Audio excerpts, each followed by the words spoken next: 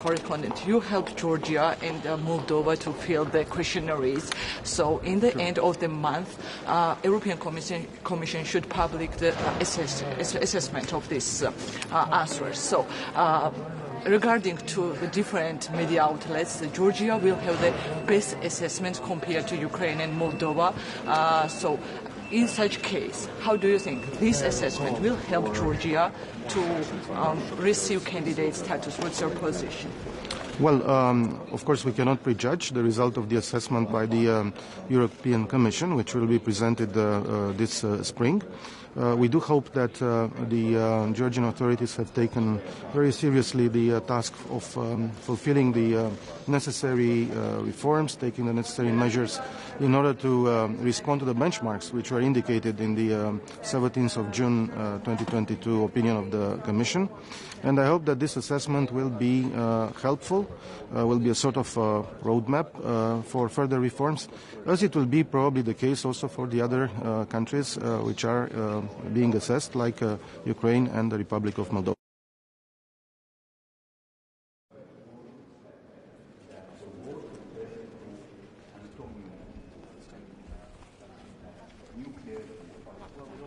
Good morning. Good morning. Good morning. We have today a very important Foreign Affairs Council, and of course Ukraine will very much dominate today's debate. Finland has just decided on a new military support package to Ukraine worth of 400 million euros. This is our biggest package, and this raises our military support to Ukraine to the level of 600 million euros. Of course, this morning is also very important. We will meet the leader of the IAEA, International Atomic Energy Organization, Mr. Grossi, and we'll discuss about the issues like Zaporizhzhia nuclear safety and others. And of course today's topics include Sahel as well, and it's a very important debate. Finland has agreed to deliver tanks to the Ukraine, but have you sent a letter for permission to Germany already? We are still in the process of looking what kind of package will be formed. Of course, we hope that it's a package where countries like Germany could participate, and we have some of these Leopard tanks, and we have said that we will be part of the ecosystem, whatever it means. It can be training of the drivers, it can be training of the service personnel, it can be spare parts, it can be a couple of tanks, but we have to see how the package will be formed. What do you think about the German position that they would actually allow you and other member states to send German tanks to Ukraine, but they themselves, they don't want to send their tanks? Well, every country, of course, have their own policy and own resource. I don't want to go deeper to that. We take care of our own position, and really our 400 million military package that we just gave is something that Ukraine has been asking for. I think this tank debate also includes the factor that it's a longer timeline that we speak about this issue, and it's important that Ukraine gets that material that it needs now immediately, including the air defense and so forth. It's important that countries are delivering also rapidly. Finland and Sweden try to be member of the NATO, and Turkey, they have some request. Do you think the Kurdish, they may be paid for the price for this? Well, this is of course a very unfortunate situation that both Finland and Sweden are still waiting for the ratification, both from Hungary and from Turkey. We have this tripartite working group that is where we are discussing with Turkey, and we hope that this tripartite group will meet soon this year. Previous year it met both in Helsinki and in Stockholm. And I hope that these issues will be solved. And of course, it's a very crucial issue for the security of Finland and Sweden. But how about the Kurdish? Do you think in Finland, Kurdish, there are so many Kurdish also in Finland? Well, we have around 10,000 Kurds, and of course we communicate with them, and things looks to be quite calm. Minister, you are scheduled to visit Iraq. What's on your agenda to visit Iraq? Well, I have been visiting earlier Iraq systematically and having maintained a contact to the government, also to the new government of Iraq. And of course, Iraq is a crucial country in the region. We followed the previous Baghdad process very closely. Iraq was the country who could get the parties together in the region, so Iraq can play diplomatically a very important game in that region.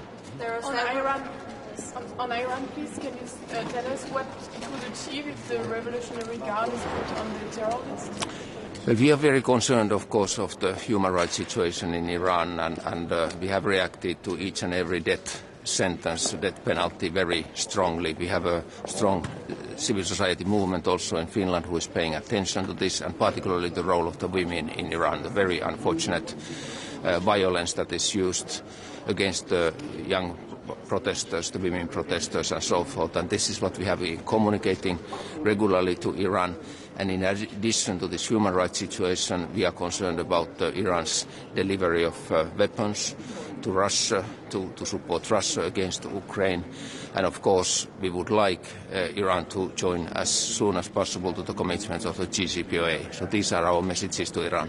There are several member states which have the tanks that Ukraine is asking for, but not all of them have agreed to deliver them yet. Don't you think there is a risk that this sends a very ununited signal to Ukraine, the European Union? Well, so far, of course, European Union has been very effective delivering the military aid, and if I'm looking at the European Peace Facility, it has been working in an excellent manner, and this just shows that our own delivery of weapons worth of 400 million euros just now shows that this mechanism is functioning. And of course, we know that Ukraine needs even more, and this is the topic that we are discussing now with all European member countries. Thank you. When do you think for the Russian-Ukrainian war, when do you think we could say the war is close to finish? Do you still have hope that there is a peaceful solution, or it needs to be a forced solution? Well, I think that United Nations is doing excellent work in first of all on the grain trade issue. Secondly, the work that Mr. Grossi is doing on the nuclear safety issue around Zaporizhzhia and so forth. And of course there has been this exchange of the prisoners, which has been helped by Turkey and so forth. So these are the small lights I can see in the end of the tunnel, but unfortunately this can be a long war.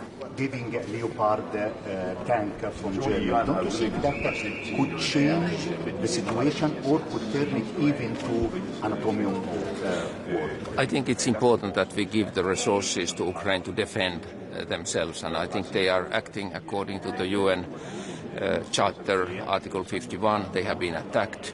They defend themselves. They have been asking help from the international community. We are helping them until UN Security Council solves the problem.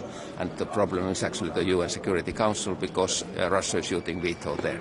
Thank you. Thank you very much.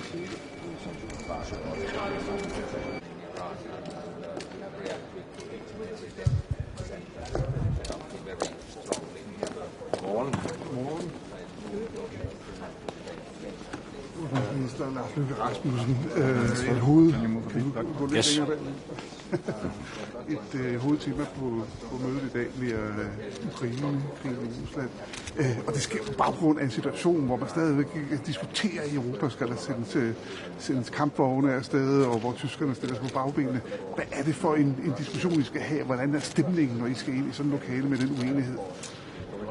Det er mit første rådsmøde som ny dansk udenrigsminister, og mit hovedbudskab i dag vil jo netop være, at vi nu skal støtte op omkring Ukraine. Der findes ikke noget, der er vigtigere lige nu i en kritisk fase at bakke op om Ukraine. Og jeg glæder mig også over, at den internationale støtte jo i øjeblikket er inde i et slags gearskifte. I sidste uge donerede vi 19 César-pjecer fra dansk side. Det var et kvalitativt stepping up. Og det sker rundt omkring i Europa. Jeg følger selvfølgelig også nøje den tyske debat, har hæftet mig ved, hvad den tyske udenrigsminister har sagt, og er helt opmærksom på, at det er en tysk debat, men jeg er nu rimelig fortrøstningsfuld. Jeg mærker stærk støtte. Jeg havde i går lejlighed til at mødes med mine nordiske og baltiske kolleger, og også i den kreds er der stor støtte. Nogle gange tager ting tid i Europa, men jeg tror alligevel, når man lægger det hele sammen, så sidder der en Putin i Moskva, som er overrasket over europæisk sammenhold og karakteren af den støtte, som den frie verden har ydet Ukrainerne. Der er gået et år med den her krig, og der er et pres for en 10. må det vel snart være, sanktionspakke. Er det noget, I drøfter? Er det noget, der er undervejs, tror du? Danmark har fra starten engageret sig stærkt i den her sag. Det gjorde vi i øvrigt også før krigen brød ud, har været engageret i at opbygge det ukrainske demokrati. Og også hele tiden stået på det hold, der synes, at vi skal sanktionere. Og ja, vi presser også på for en 10. sanktionspakke. Den falder ikke på plads i dag, men vi kommer rimeligvis til at diskutere det. Og når vi taler om sanktioner, så er sanktioner mod Iran også på dagsordenen. Hvordan kommer det til at ske? Situationen i Iran har udviklet sig fra slemt til noget værre med de henrettelser, vi har set senest jo af også en britisk statsborger. Og det kalder på vores stærkeste fordømmelse, og vi presser også på for sanktioner. Og jeg er også ret sikker på, at vi i dag får lavet det bliver så en 4. sanktionspakke i forhold til Iran på hele menneskerettighedsspørgsmålet. Så er Iran jo også sanktioneret for deres støtte i virkeligheden til russerne, altså de iranske droner, der har været brugt mod den ukrainske civilbefolkning. Så jeg vil tro, at vi kommer på plads med en 6. sanktionspakke, og Danmark vil være blandt de lande, der presser på her. Så du forventer sanktioner mod Iran? Ja, jeg forventer helt klart sanktioner mod Iran i dag. Jeg er ikke sikker på, at det bliver de sidste. Altså, der er jo hele spørgsmålet om den iranske revolutionsgarde. Burde man terrorliste dem? Det er et komplekst spørgsmål, også juridisk. Det tror jeg ikke falder på plads i dag, men også den sag, der bevægelse i. Men der kommer sanktioner i dag. Og så er der en diskussion hjemme i Danmark om syriske børn. Står du henne? Det er jo en af de sager, som ikke blev diskuteret i bund, da vi forhandlede regeringsgrundlaget. Og jeg har ligesom andre jo set TV2's reportager hen over weekenden. Jeg kan sige om den sag, at den har nu været drøftet i regeringen. Og vi er enige om i regeringen nu at bede de relevante myndigheder, og dem er der en del af for at få belyst den her sag, om, hvad skal man sige, at opdatere beslutningsgrundlaget. Det arbejde er sat i gang, og når vi har et opdateret beslutningsgrundlag, jamen så vil regeringen træffe en regeringsposition i den her sag. Minister, good morning.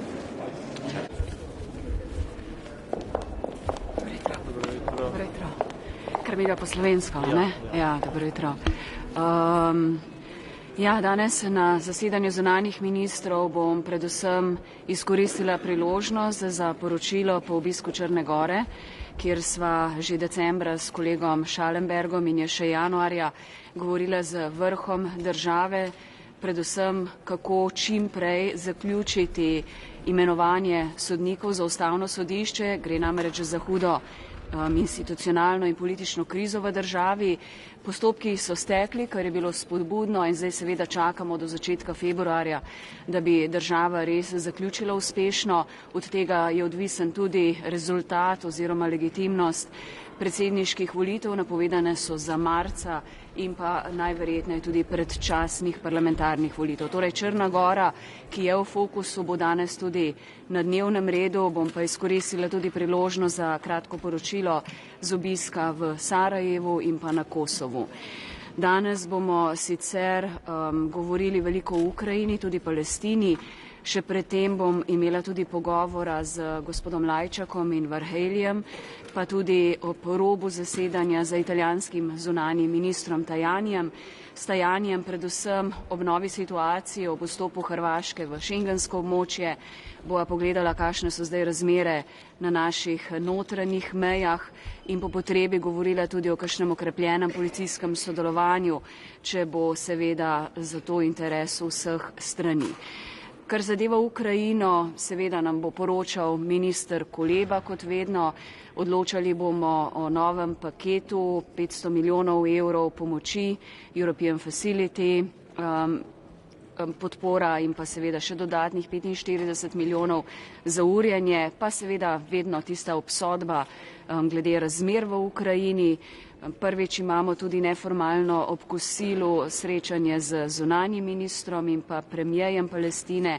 Z zaskrbljenostjo spremljam razmere na palestinskih ozemljih, kjer je res veliko število civilnih žrtev, še nikoli ne tako veliko, rušenje palestinskih objektov, razmere se močno zaostrujejo in danes bomo iz prve roke zvedeli, kakšna je situacija, in pa seveda palestinsko stran prvič dali predvsem ljudstvu podporo in izrazili tudi pričakovanje, da bi čim prej izpeljali preložene volitve.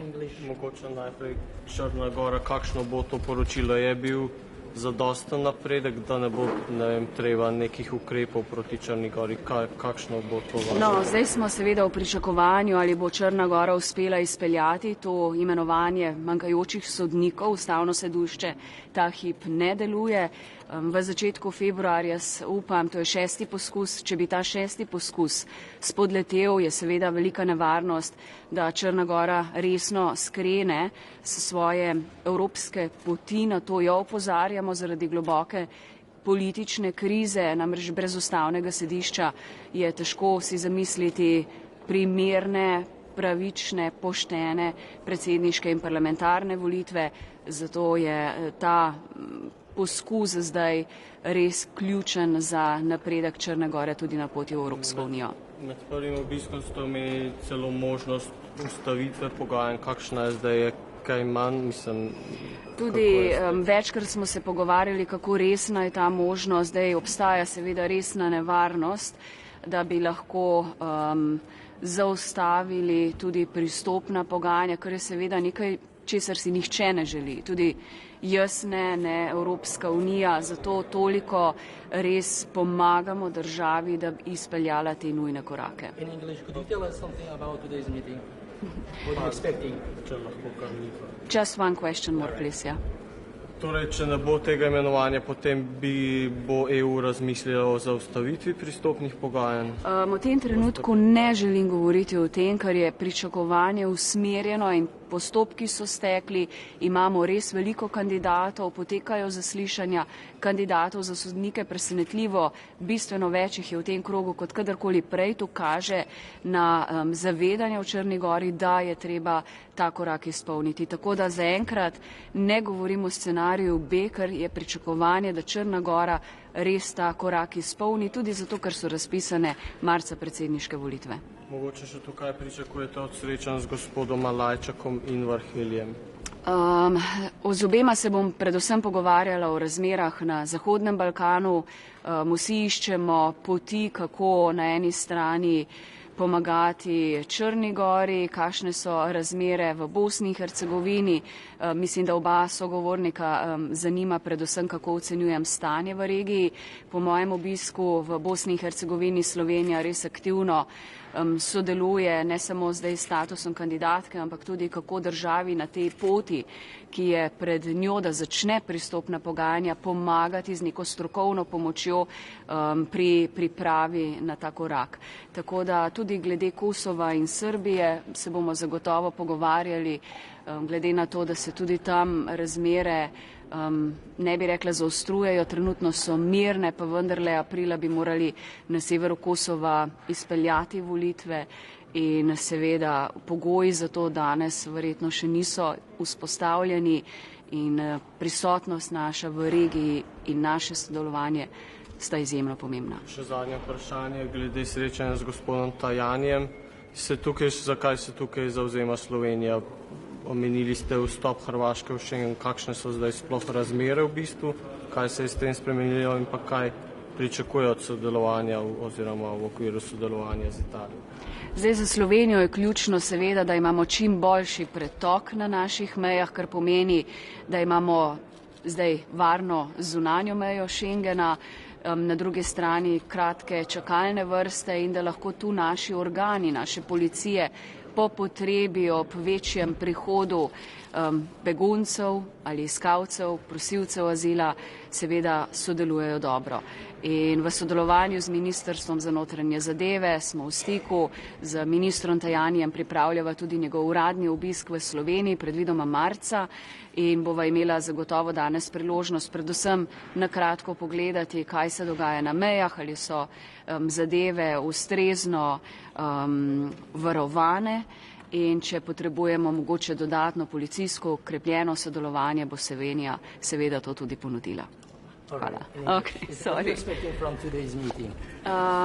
Today we have, first of all, a debate on Ukraine, which is, as always, a very important one, together with our Ukrainian colleague, Kuleba. I do expect that we will again condemn the brutal Russian aggression in Ukraine and also support the new tranche of European facility aid to Ukraine, around 500 million euros.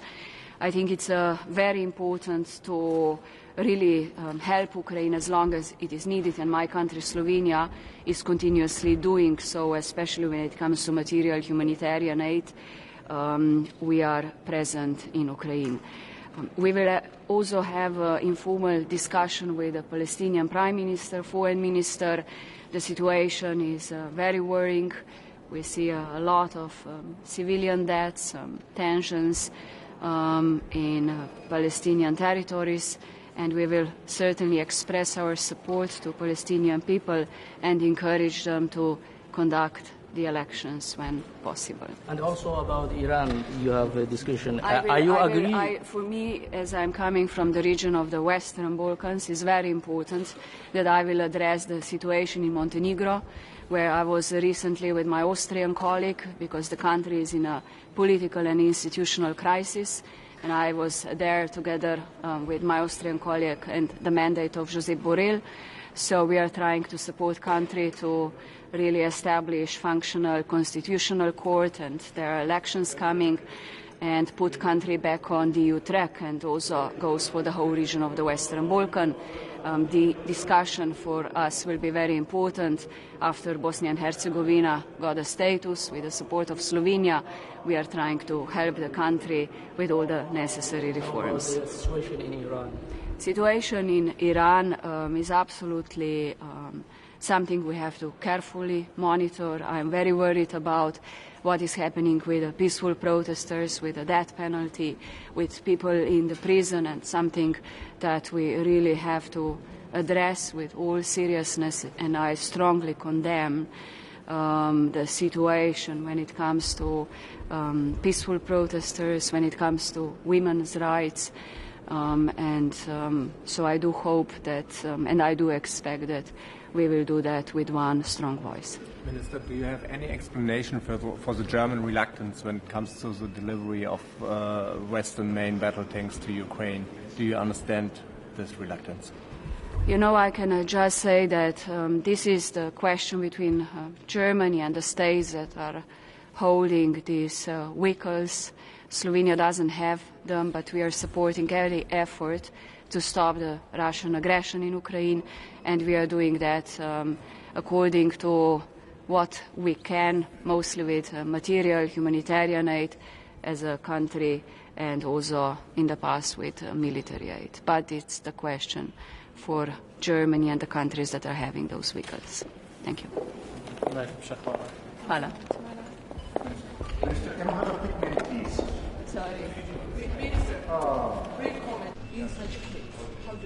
Today I will call for more sanctions on Russia, because we see that actually the aggression of Russia continues. We believe that some couple of weeks are going to be decisive, and definitely I think that myself, Latvia, and also other Baltic states will reiterate call on Germany to provide Leopard 2 battle tanks to Ukraine. I think that this is very important, that we have very strong military support to Ukraine.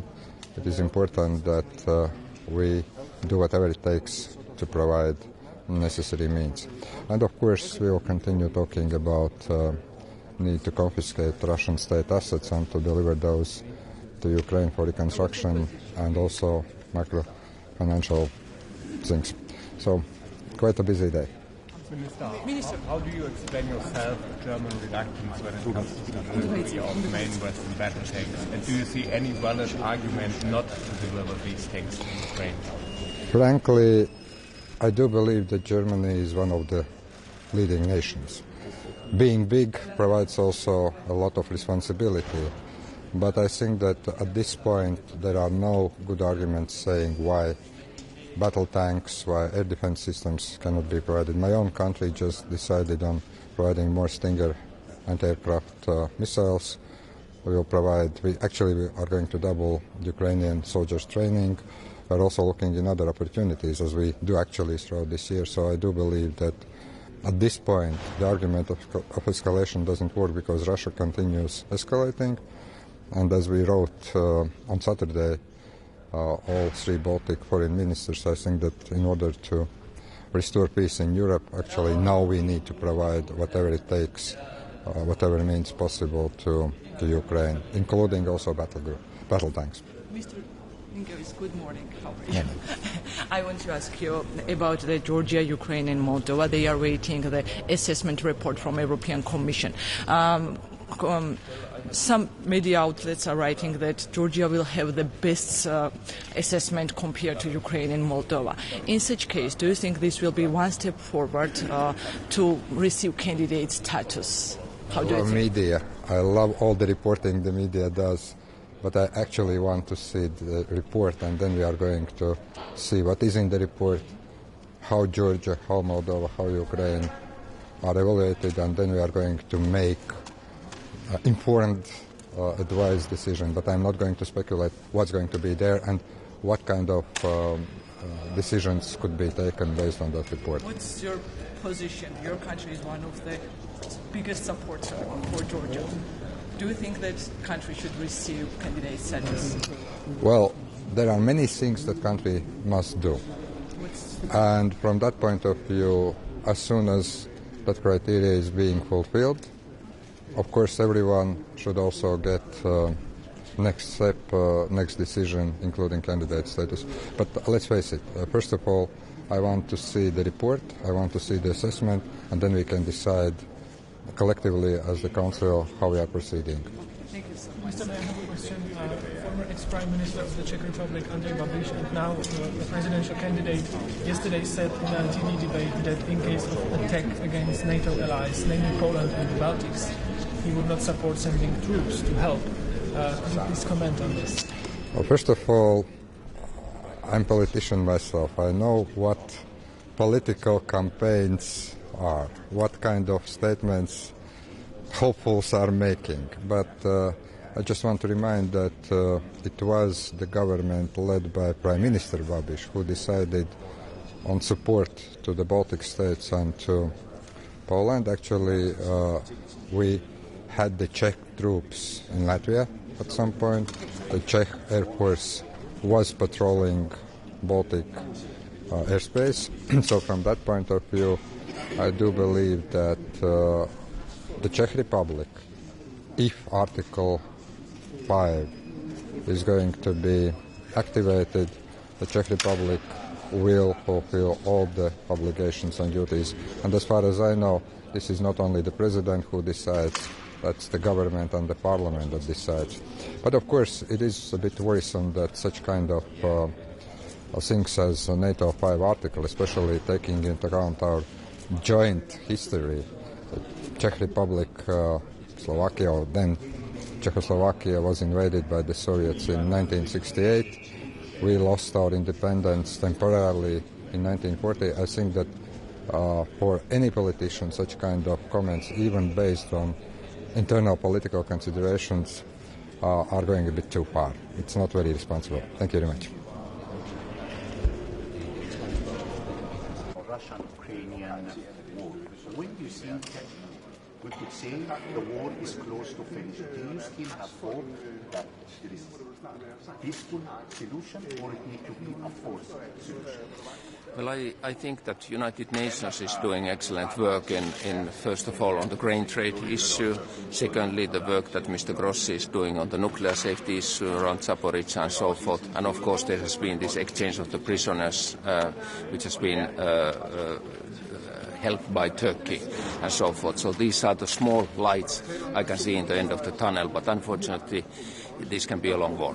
Giving a Leopard tank from Germany, don't you think that could change the situation or could turn it even to an atomic war? I think it's important that we give the resources to Ukraine to defend themselves, and I think they are acting according to the UN Charter, Article 51. They have been attacked.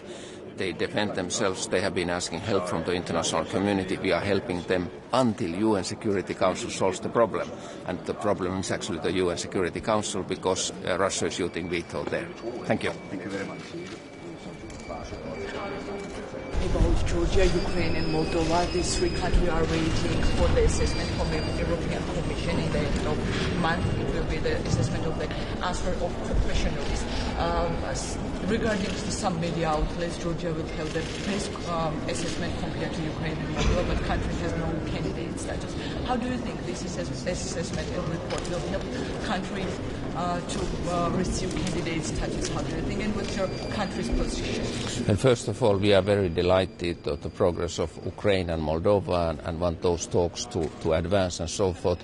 And with Georgia, I have been keeping regular contacts to the leadership of Georgia on the EU membership, and I think there are some internal issues that has to be solved in Georgia, but of course we welcome after those changes or those steps Georgia also to this process. So that's your position. Country thinks that Finland thinks that Georgia should be in this club with the Ukrainian. Well, we would welcome Georgia when all the requirements are fulfilled. Unfortunately, some of the internal process, the lack of democratic processes and so forth has been delaying Georgia's role, but we of course wish all the best for Georgia that they could join. Okay, thank you.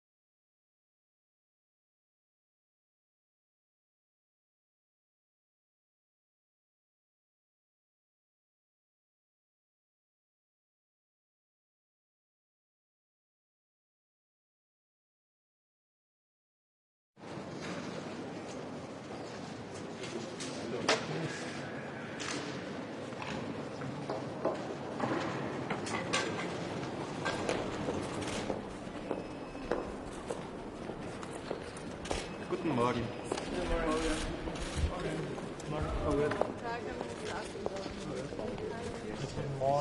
Morgen, morgen. Could you tell us something about today's meeting? Ja, also ich glaube, dass man zuerst wissen muss, dass Außenminister keine Panzer zur Verfügung haben, können auch nicht darüber entscheiden. Was wir also heute tun, ist, glaube ich, noch einmal versuchen, zu 27 eine Position zu haben, aufgebaut auf der Tatsache, dass wenn wir der Ukraine nicht helfen mit den Mitteln, die sie brauchen, dass dann der Krieg sehr schnell vorüber ist, dass Putin den Krieg gewinnt und dass er dann, glaube ich, weitergeht, die ganze Ukraine unter Kontrolle nimmt und vielleicht noch viele andere Länder rundherum. Das ist also ein sehr, sehr wichtiger Punkt. Ich muss jetzt sagen, weil ich ein wenig Deutsch verstehe und Deutsch lese, dass in Deutschland das ist in einer Demokratie üblich, sehr, sehr kontradiktorisch diskutiert wird, sehr hart diskutiert wird. Aus einer nicht-deutschen Sicht suche ich aber herauszuspüren, dass noch keiner der deutschen Regierung, weder der Bundeskanzler noch der Verteidigungsminister noch ein anderer Minister gesagt hat, er würde keine Leopard 2 liefern. Das ist das Erste. Das Zweite ist, wir wissen das, der Krieg ist jetzt 334 Tage, glaube ich, dass er angefangen hat, dass jede Entscheidung, eine schwerwiegende Entscheidung, immer Zeit gekostet hat. Ich bin zuversichtlich, dass dies ein Prozess ist, wo wir genau da landen, wo wir landen müssen, nämlich wenn die Russen eine Frühjahrsattacke starten, dass dann auch das gegebene Material zur Verfügung steht in der Ukraine, damit die Ukraine sich wehren kann. Wir sind noch nicht da, aber ich fühle mich auch ein wenig zu klein, um dem deutschen Kanzler zu sagen, was er machen soll. Ich glaube, der weiß ganz genau, so wie wir alle hier wissen, dass wenn man die Ukraine hier nicht so unterstützt, wie man sie könnte unterstützen, dass das eine große Entscheidung ist, eine große Responsabilität ist, Verantwortung ist.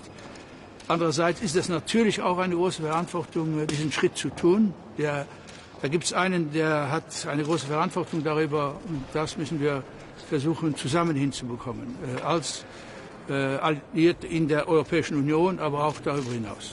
So, ich glaube, heute ist eine wichtige Sitzung, wo eine Zwischenetappe. Sie wissen, dass wir weiter Hilfspakete zur Verfügung stellen, was wir heute entscheiden. Und wir dürfen bei dem ganzen komplizierten Konflikt in der Ukraine nicht den Iran vergessen. Und wir dürfen Afghanistan nicht vergessen.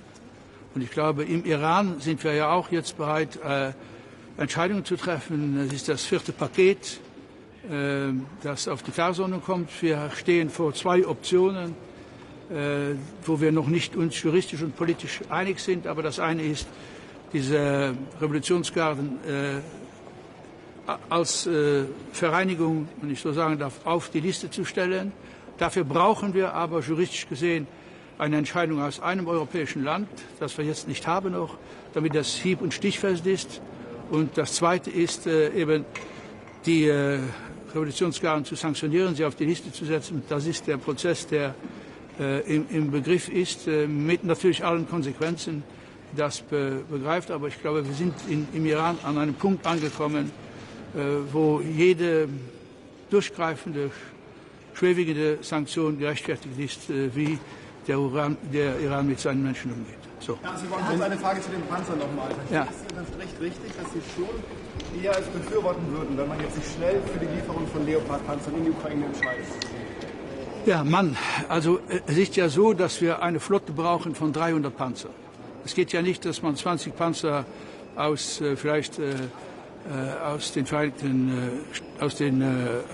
aus England hat, aus Großbritannien hat, 20 Panzer aus Frankreich, 20 Panzer aus. Man braucht 300 Panzer, die synchron sind, wo auch die Waffen benutzt werden können.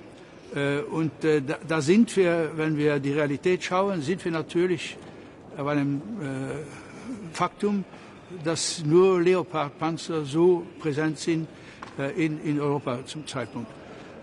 Ich bin aber auch überzeugt, dass es nicht gegen jede Logik ist, dass auch die Deutschen versuchen, die Amerikaner mit vor Ort zu bekommen. Sie haben ja auch schwere Panzer. Und ich glaube, in manchen Orten in Europa stehen diese Panzer zur Verfügung. Finde ich nicht illegitim. Aber am Ende des Tages, ja, es sind Leopard-Panzer, die präsent sind. Ich glaube, es sind 2000 präsent in Europa.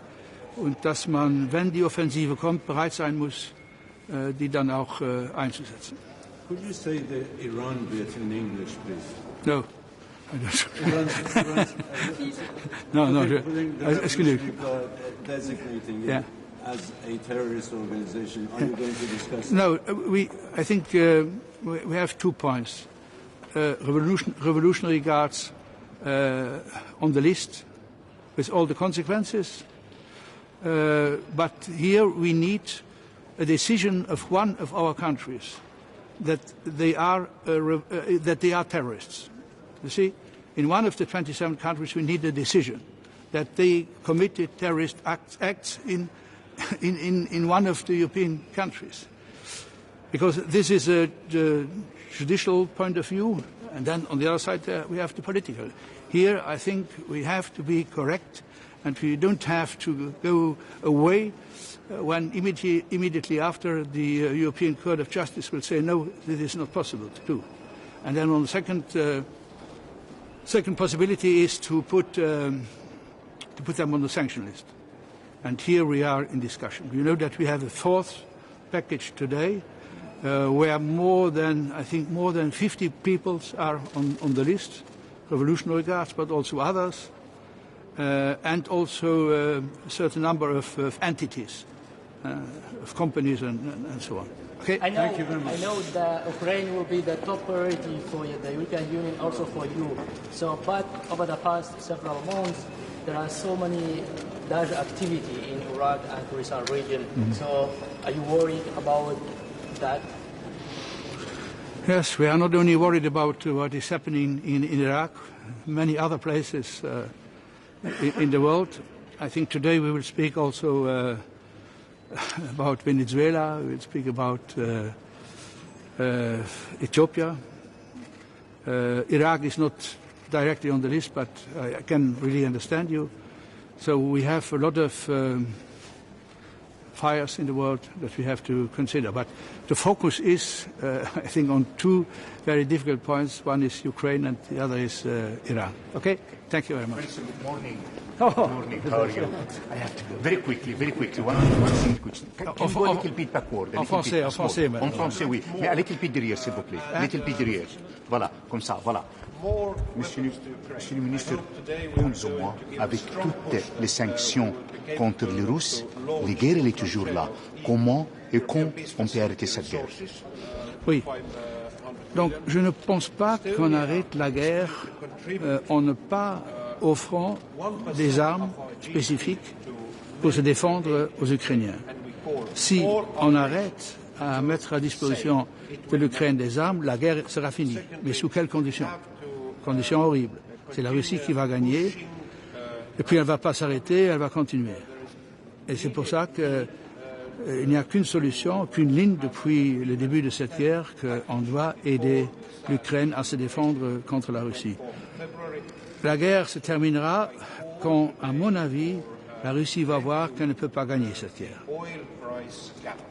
It's now the G7 EU oil price gap is actually higher. I want to ask you.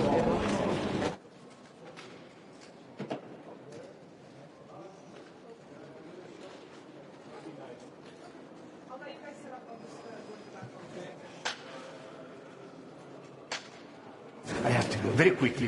One single question. We need to act more and more weapons to Ukraine. I hope today we are going to give a strong push that we will be capable to launch new tranche of European Peace Facility resources, 500 million.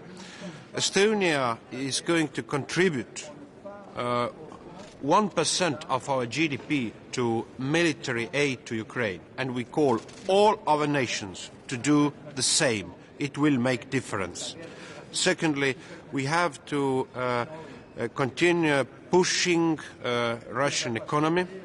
There is immediate need to have an agreement on 10th package before the sad commemoration of 24th of February, and also I call today for reviewing the oil price gap.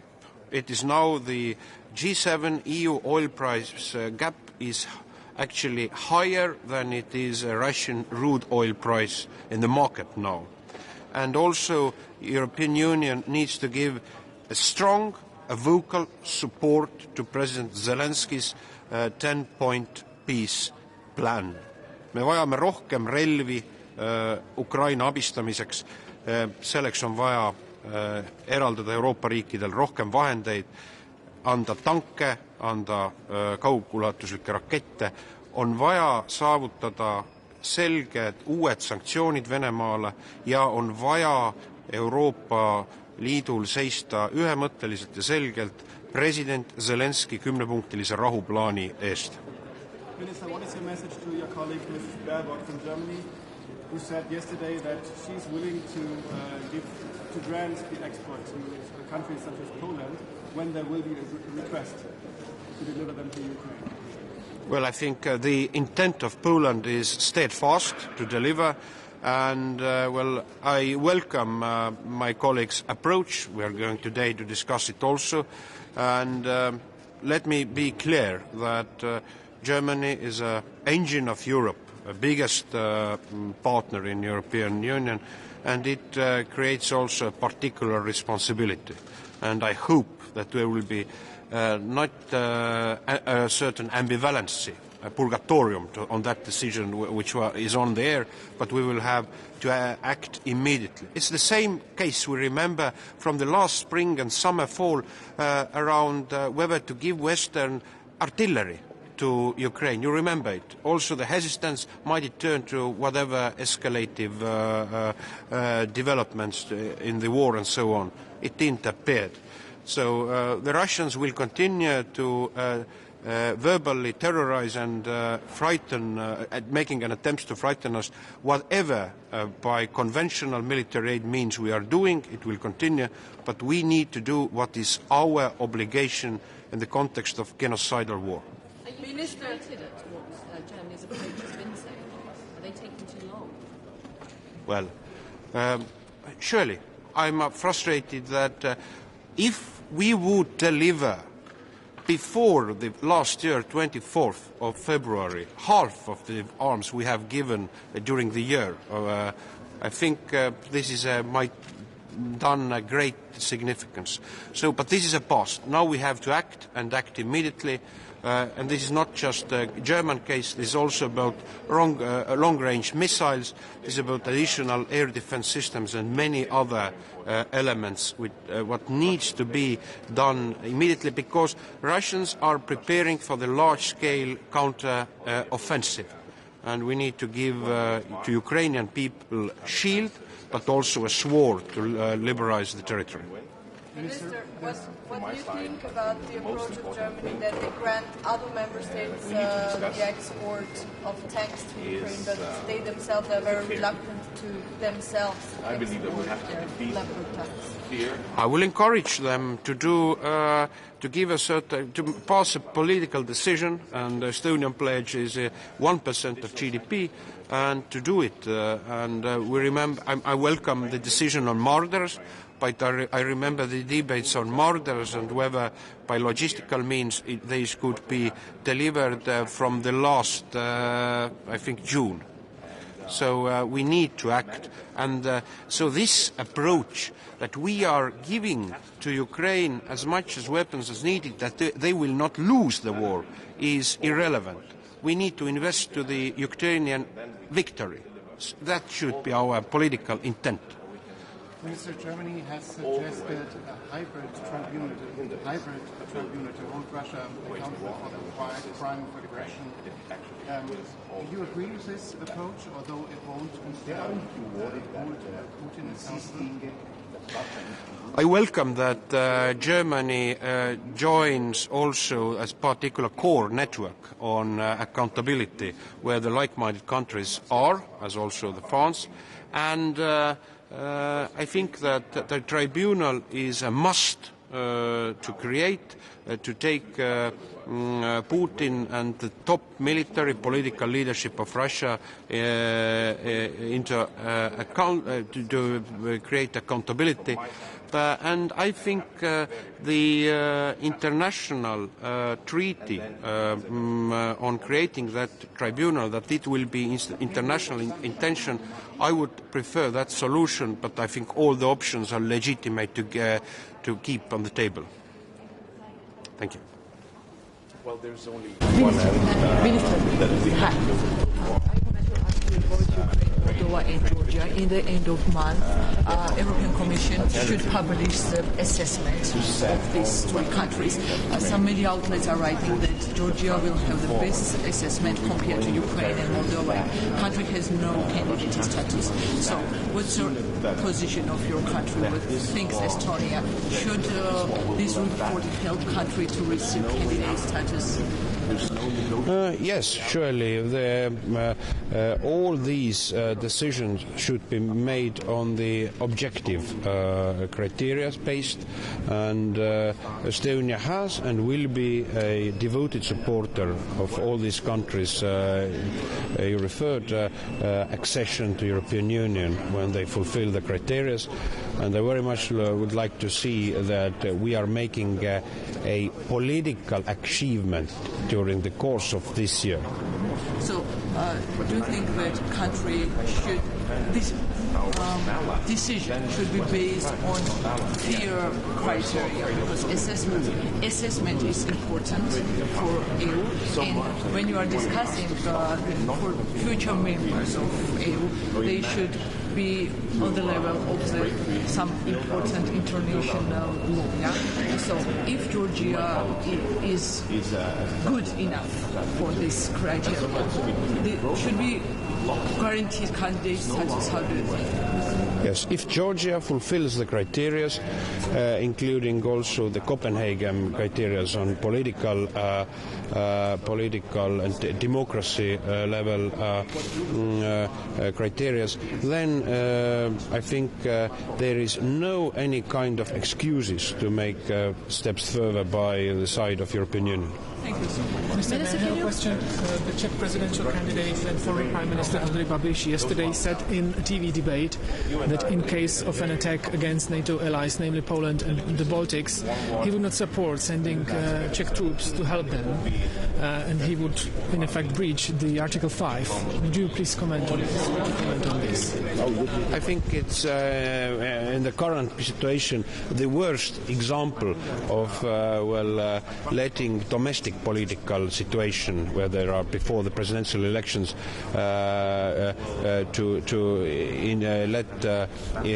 intervene to the basic issues of security and foreign policy. And I refer that under Mr. Babiš they were sent also the troops to our region, also the Czech fighters to our region for air policing of NATO. So I will just respond that Mr. Babiš should be aware that Estonia will send its troops if the Czech Republic is in crisis. And secondly, Mr. Babiš should also remember the history, including 68, including 38. Thank you. Please, I want to ask you about reports European Commission will publish in the end of the month about Georgia, Ukraine and Moldova assessments. So some media outlets are writing that Georgia will have a better assessment than compared to Ukraine and Moldova. So what's your position? Let's wait the position of the Commission now. I think that will be very important. And you know that we have a lot of contacts with Georgia, member states, but also the European Union, and we will really realize the very, very, I can say, difficult geographical situation and political situation in Georgia. And we will do everything we can do for Moldova, for Georgia, and for others too. What's the position of your country, Luxembourg? Very positive. Okay, thank you so much. Thanks, sir. On great significance. So, but this is a pause. Now we have to act and act immediately. Hello. Hello, good morning. So today we'll have yet again a very important Russia debate where we will discuss Russia's war in Ukraine, already approaching 1 year's mark. We'll have a chance to discuss what is needed to do in order to help Ukraine win. From my side, I think that the most important thing that we need to discuss is the fear. I believe that we have to defeat fear of defeating Russia. When we're talking about sanctions, additional sanctions, when we're talking additional assistance to Ukraine, military assistance to Ukraine, the thing that hinders us going forward is a fear. What will happen if Russia actually loses this war? And if we manage that fear, if we accept the fact that Russia can lose and actually has to lose in order to avoid future wars, then I believe all the other questions will be much easier answered. I think that then we can deliver all the weapons that Ukraine needs, and we can sanction Russia all the way in order to hinder its ability to wage the war, and then we can assist Ukraine that it actually wins all the territories back. Minister, aren't you worried that insisting that Russia needs to lose, that will turn the war to a nuclear war? If we don't prepare for Russia losing the war, then we're not serious about helping Ukraine win. Because if we have the power to utter the words Ukraine winning, then there's no win-win in this war. There's win and lose. Then we have to admit that some side has to lose. And from my side, it's Russia losing. And then we have to be very clear that Russia has to lose this war. And then, as I mentioned before, all the other questions are answered. But 10 group of sanctions didn't do much. Sorry? Minister, a lot of European citizens and Ukraine are wondering how this war could actually end. Do you see any end in sight, and how could that happen? Well, there's only one end that we have to look for. It is Ukraine's victory. And therefore, so it's imperative to send all the weaponry that Ukraine needs in order to push the front forward, to reclaim the territories back. Russia has to understand, and the sooner the better, that this war will end badly to Russia. There's no way out of it. There's no negotiating your way out of it. There's no tearing Europe apart. There's only losing. That what they start is a losing war, and they will lose it. And I'm worried still that in Europe we have not grasped the concept of Russia losing to the fullest. And I remember that Lithuania has been, and other Baltic states and other eastern flank states have been in a very similar situation, not in the war situation. But in the 1990s, when we reclaimed our independence, our Western allies, then just Western friends, not allies yet, were so afraid of Soviet Union losing and breaking apart, so much that they wanted us to stop, not to continue with our freedom. We managed to break free, to build our freedom, to build our democracy. This is me standing here with my colleagues here, as an example of that victory. And Soviet Union broke apart. It lost. It's no longer anywhere in reality. And people who thought that after Gorbachev nothing better can happen, but we got Yeltsin. So I think that the same example applies now. The biggest loser so far is the European citizen with the price, with the lack of material. I think it's very, very unfair to say that. The biggest losers so far are the people who are being shelled every day with Russian missiles, with Iranian drones, those who are without electricity. You and I, we live in a very comfortable homes with electricity, with warm water. I think that's fair to say. And it would be unfair to those people who are being under attack for almost a year. Okay. How do you explain yourself with German reluctance when it comes to the delivery of Western main battle? I think that I trust the processes in Germany. We're seeing a very vibrant debate. I hope that it will be fruitful as it has been in the past. Germany will send the tanks. Unfortunately, we, as those who are waiting for them to be sent, have to wait one more day. Thank you. One question on holding Russia accountable for war crimes, for the Sorry? war crime of aggression. The German foreign minister has suggested a hybrid tribunal. She also said that it would not be able to hold Putin accountable while he's still in office. Do you agree with that approach? I think that, at least the way I understood Ms. Baerbock's statement, and I think it's a good statement, a good position, trying to find a way how can we try people responsible for the crime of aggression. That's a very important step forward. Unfortunately, without the General Assembly vote, I don't see a path forward. Maybe there are interim stages that could be enacted. Let's say a prosecutor's office, a special prosecutor, not an office, for the act of aggression that could already start working, gathering evidence when we will have a vote in General Assembly, when we will have a special tribunal for the act of aggression, then the evidence could be produced by the prosecutor who already could start working. But I'm glad that the coalition, so to say, for the special tribunal is getting stronger with Germany in principle joining the idea. I personally think that this has to be born out of Europe, out of European Union. Therefore, we're fueling this debate in here as well in Brussels. Just in favor of an international tribunal. International tribunal. International, yes. I don't think that the hybrid is a path forward, but then again, the discussion is still ongoing. Sorry, just on the Leopard 2s, are you frustrated by Germany's approach? I wish I would not have to wait one more day for tanks to be delivered. Do you think you'll only be waiting one more day? Well, let's talk tomorrow.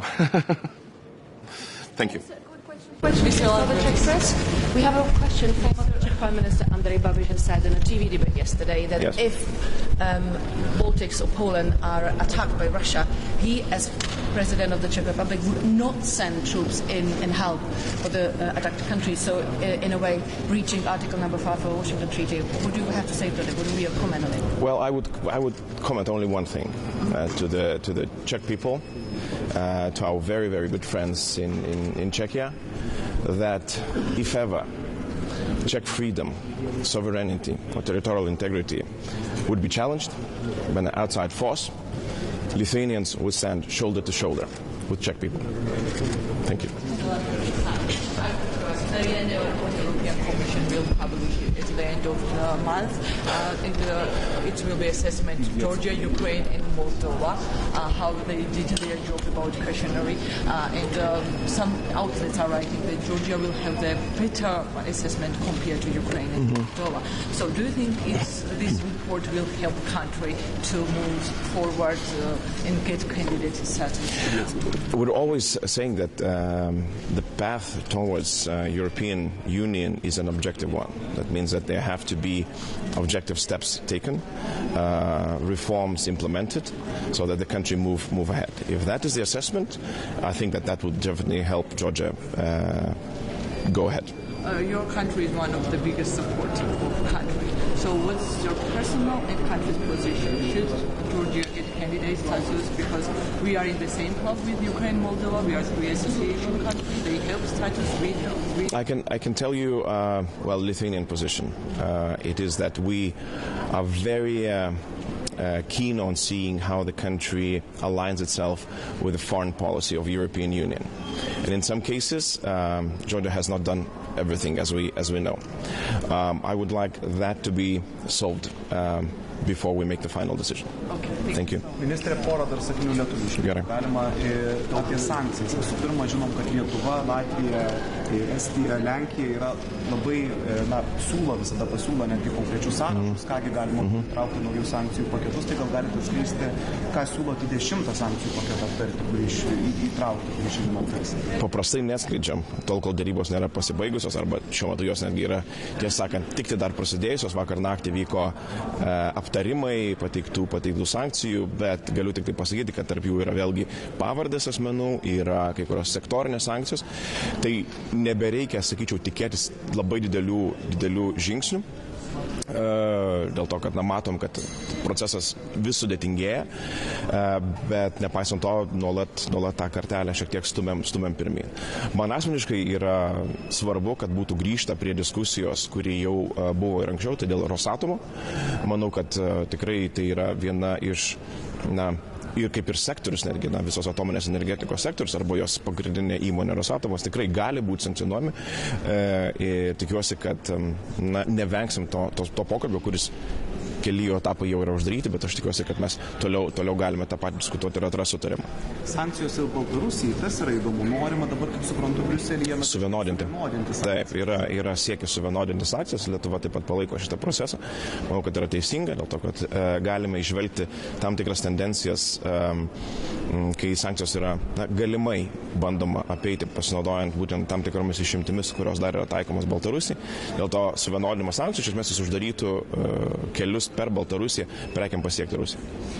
Dėl 500 milijonų paramos Ukrainai ginklais iš European Peace Facility, kaip suprantu, sunkus klausimas. Sunkus klausimas, šitas šiandien taip pat bus sunki diskusija. Pažymėtina, kad jinai yra šiuo atveju jau ne teisinė, ne kokia, neieškant kokių nors teisinių argumentų, tai yra grinai politinė diskusija. Dežavų tam tikras. Tam tikras dežavų, kuris kartojasi praktiškai kiekvieną tarybą. Ir ministrė, paskutinis klausimas dėl tankų. Ukrainai vakar Annalena Baerbock dar kartą pakartojo, kad netrukdys Lenkijai ir kitoms šalims suteikti tankus Ukrainai, jeigu jos vokiškus tankus perduoti Ukrainai. Ar to pakanka? Aš nesu dalyvis Vokietijos vyriausybėje vykstančio debato. Labai remiu kolegės Annalenos Baerbock poziciją. Jinai nekartą yra išsakiusi savo poziciją, kuri yra labai artima ir Lietuvos pozicijai, tiesą sakant, ar Baltijos šalių pozicijai remianti Ukrainą. Aš tikiuosi, kad jie žodžiai bus rezultatyvus ir galų gale nebereikės laukti dar vienos dienos, tol kol bus tankai patikti, bus suteikta galimybė Ukrainai tiekti tankus. Bet kaip suprantu, siekis ir, jūs, jeigu būtų jūsų valia, tai jūs pasakytumėt, kad ir Vokietija turėtų perduoti savo tankus. Bet nėra mano valia. Ačiū.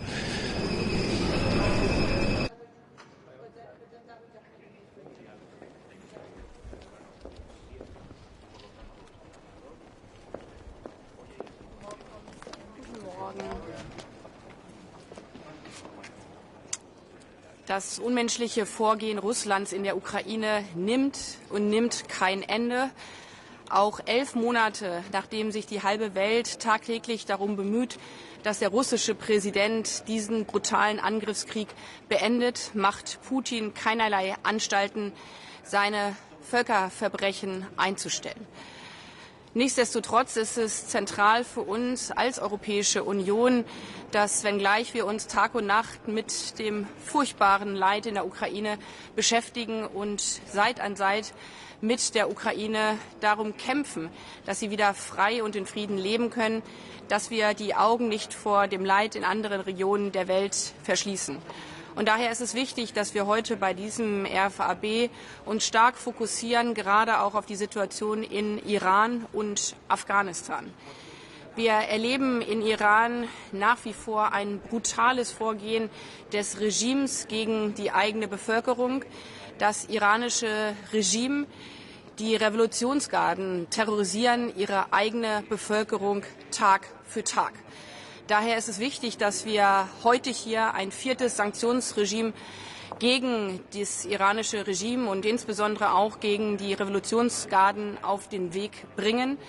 Damit machen wir deutlich, wir stehen an der Seite der mutigen Menschen in Iran und wir verurteilen aufs Schärfste die Terrorisierung der eigenen Bevölkerung.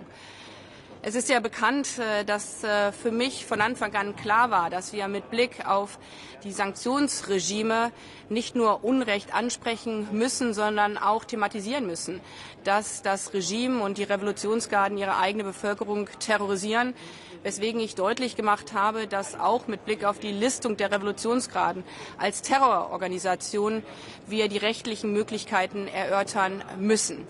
Da das mehr als komplex ist, haben wir die Listung innerhalb des Menschenrechtsregimes vorgenommen gegenüber den Revolutionsgarden. Ohnehin haben wir die Sanktionen ja unter dem Massenvernichtungswaffenregime auch gegenüber den Revolutionsgarden bereits gelistet. Aber ich begrüße sehr, dass jetzt auch die EU-Kommissionspräsidentin deutlich gemacht hat, dass wir prüfen müssen, inwieweit die Revolutionsgarden auch unter dem Terrorregime gelistet werden können. Und wir haben daher von Seiten Deutschlands auch mit anderen Ländern, Frankreich und den Niederlanden, für den heutigen Rat noch einmal deutlich gemacht, dass wir es begrüßen, wenn die europäische Ebene die rechtlichen Möglichkeiten noch einmal klar und deutlich mit Blick auf die Listung der Revolutionsgarden als Terrororganisation erodiert. Zugleich sehen wir, dass auch in Afghanistan die Situation für die Menschen, insbesondere für die Frauen, mehr als katastrophal ist. Die Taliban nehmen die gesamte afghanische Bevölkerung in Geiselhaft, insbesondere Frauen. Man kann sich das in Europa, glaube ich, gar nicht richtig vorstellen, was es bedeutet, wenn man als Frau nicht mehr rausgehen kann, wenn man nicht mehr in den Park gehen kann, wenn man sich komplett verhüllen muss, wenn man nicht mehr arbeiten kann, wenn man nicht einfach seine Kinder von der Schule abholen kann, wenn man sich nicht in einen Bus setzen kann und in den Nachbarort fahren kann. Das bedeutet, man ist im eigenen Zuhause eingesperrt. Und so brutal das Vorgehen der Taliban ist, zeigt sich auch dort, dass es offensichtlich keine Grenzen kennt. Mit dem verschärften Arbeitsverbot mit Blick auf Frauen, gerade auch in Zusammenhang mit internationaler Hilfe, verunmöglichen die Taliban durch das Arbeitsverbot für Frauen, dass internationale Hilfe ins Land kommen kann. Die Taliban verunmöglichen internationale Hilfe für ihre eigene Bevölkerung. Denn wenn Frauen nicht mehr arbeiten können, wenn Frauen für internationale Organisationen nicht mehr arbeiten können, dann kommt die Hilfe nicht mehr an. Und wir können uns als internationale Gemeinschaft nicht zum Handlanger der Taliban machen mit Blick auf das Arbeitsverbot von Frauen. Das bedeutet, wo Frauen nicht mehr arbeiten dürfen, können auch deutsche Hilfsgüter nicht mehr ankommen. Es ist brutal zu sehen, dass die Taliban damit Millionen von Menschen mit Blick auf die Unterstützung von der internationalen Unterstützung abkappen. Aber ohne Frauen in diesen Bereichen wird die internationale Hilfe nicht mehr funktionieren können. Und dafür sind die Taliban verantwortlich.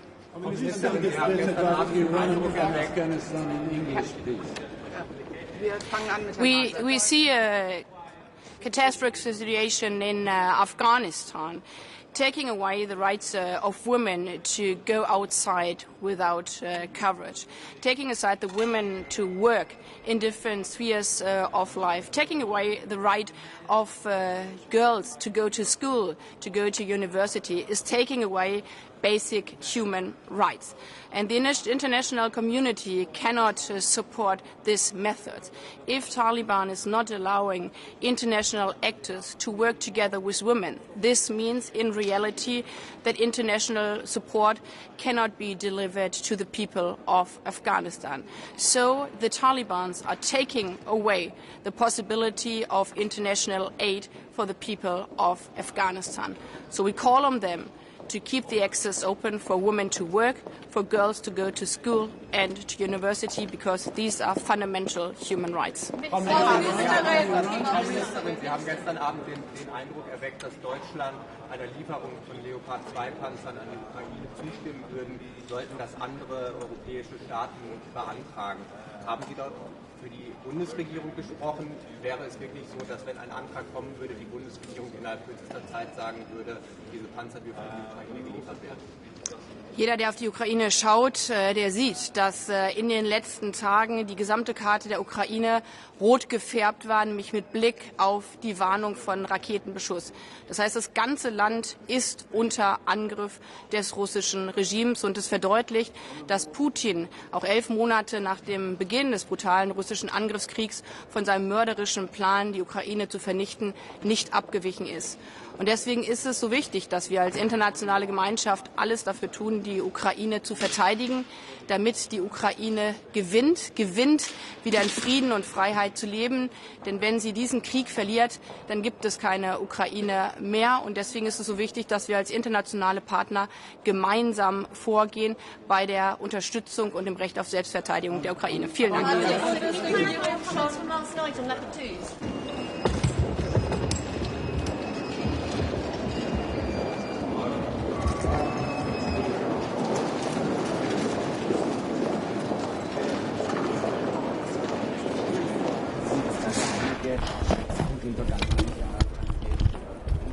in der Ukraine. Können Sie uns ein bisschen erklären, wie das Stück heute verlaufen ist, wie die Sicherheitslage diesbezüglich in der Ukraine derzeit ist? Also ich bin dem Generaldirektor der Internationalen Atomenergiebehörde in Wien, Rafael Grossi, sehr dankbar, dass er heute gekommen ist. Es war für uns alle sehr interessant. Er hat, glaube ich, sehr viel Unterstützung hier bekommen. Was wir momentan erleben müssen, ist im Grunde genommen, dass die Russen, wenn man so will, russisches Roulette mit der Sicherheit von AKWs in der Ukraine betreiben. Saporischschja, und das ist das größte Nuklearkraftwerk in der Ukraine, ist in einer Kampfzone. Regelmäßig in der Nähe gibt es Einschläge. Und das ist eine Situation, die für uns alle, für alle Bürger und Bürgerinnen in Europa sehr gefährlich ist. Und die Internationale Atomenergiebehörde sind unsere Augen und Ohren. Und er hat da jetzt, aber gerade letzte Woche in der Ukraine, hat in jedem ukrainischen AKW, also Saporischschja, Tschernobyl und andere, Teams installiert, die dort eben sozusagen Verifikationen machen, Überprüfungen machen.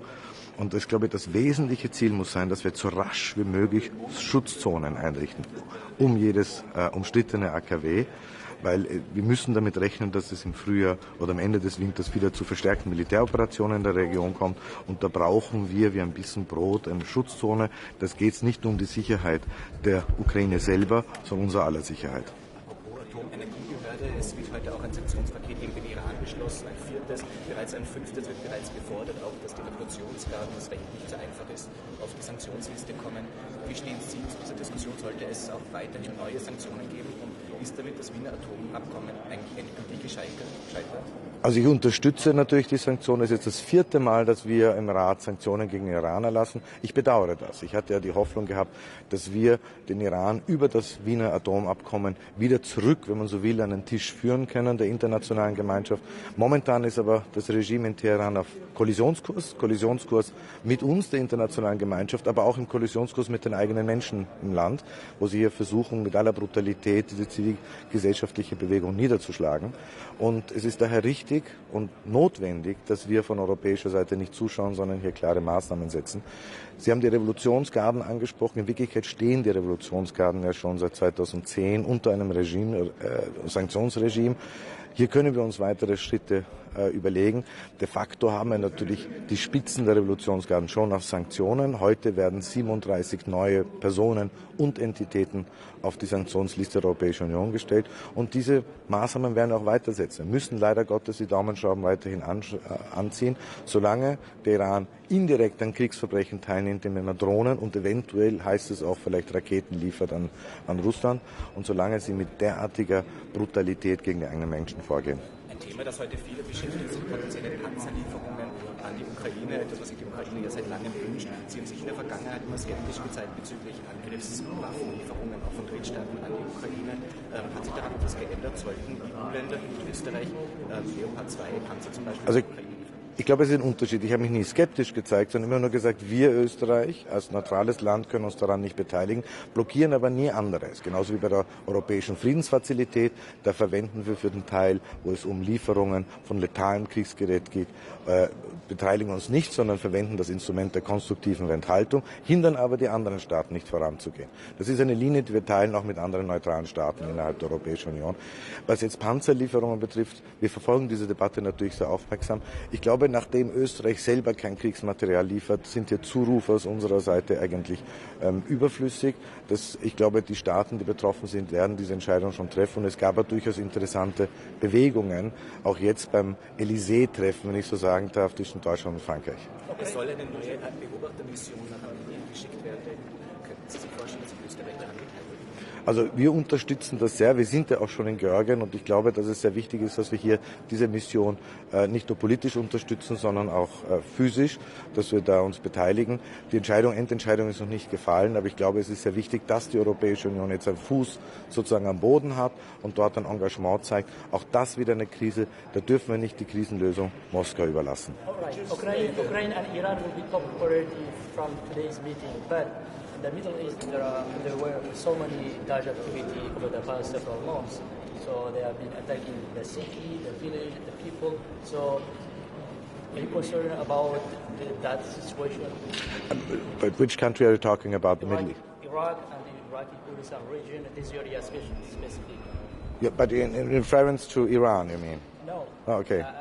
I know. I mean, yes, we talk about Iran today, but we have, for instance, the Prime Minister of the Palestinian. Yeah. There are so many Daesh activity in the Daesh. Okay. And also in Iran. We, today we are talking about Iran. We have the Prime Minister of the Palestinian Authority here with us, so that the situation and developments in the wider Middle East and the Middle East as such are of prime importance for us. We are following them very closely. And this is something which concerns our own security. And you know that Austria, for instance, is part of the coalition against Daesh, and that we cannot look the other way. Daesh is still a threat, not only in the Middle East, but also in West Africa and East Africa, under different affiliations. And this is something we have to have a very close look, because we don't want to be, again, very negatively surprised by suddenly having the hydra of Daesh showing its face elsewhere. Can you say the bit about Iran in English? What are you going to discuss, and whether the Iran Revolutionary Guard is going to be designated as a terrorist organization? No, I mean, the European Union has a very clear stance. Now, in the fourth time in a row, we decided sanctions against Iran, against entities and individual people in Iran. And I regret that, because we had hoped through the negotiations which took place in Vienna of the JCPOA that Iran would slowly, step by step, come back to the table of the international community. But now it's actually running into the completely different direction. It is on a coalition course with not only the international community as far as safeties of nuclear programs are concerned, but also with its own people, with the brutal crackdown of the civil society movement we are witnessing in Iran. So it's obvious that we have to take a decision. And I say very clearly, as Austrian Foreign Minister, I regret this development, because Austria has been a country which, for nearly 300 years, we have diplomatic relations with Iran. We were the one Western country keeping our consular and cultural forum always open in Tehran, in the 80s, in the 90s, when it was particularly difficult. And now we have to witness this development, so I regret it. But Austria fully supports the line the European Union is following here. Which is what? Which is to impose sanctions, to have a clear stance on that we disagree with the development we see in Tehran. As far as the Revolutionary Guards are concerned, they are actually already on the sanctions regime since 2010, weapons of mass destruction. We have the heads already under sanctions.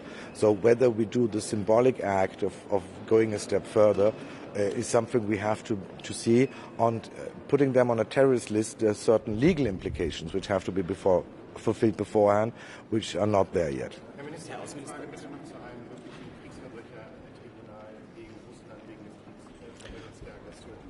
Also ich glaube, es ist sehr essentiell, und das ist für uns, glaube ich, als Europäische Union ein ganz wesentlicher Punkt. Es muss die Verantwortlichkeit am Ende sichergestellt werden. Wir haben hier es mit einer der gröbsten Verletzungen der UN-Charta der letzten Jahrzehnte zu tun. Von einem Staat, der ständiges Mitglied des UNO-Sicherheitsrates ist, der die größte Atommacht auf diesem Planeten ist, die hier noch dazu nukleare sozusagen Blackmail betreibt, Drohungen. Wir haben in Wien die Untersuchungskommission des Menschenrechtsrates, die wir sehr unterstützen. Wir unterstützen auch natürlich die Arbeit des Internationalen Strafgerichtshofs durch Personal und finanziell. Also hier muss Rechenschaft gegeben werden.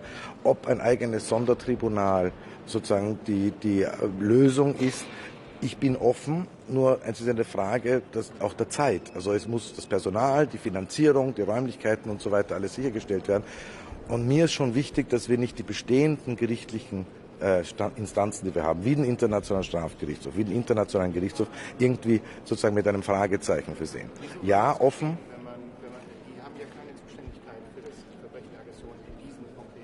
aber sie haben Zuständigkeiten für alle möglichen. Wir haben ja genau das ICC, den Internationalen Strafgerichtshof, für Kriegsverbrechen, für Verbrechen gegen die Menschlichkeit etabliert. Das sind für mich die wesentlichen Themen.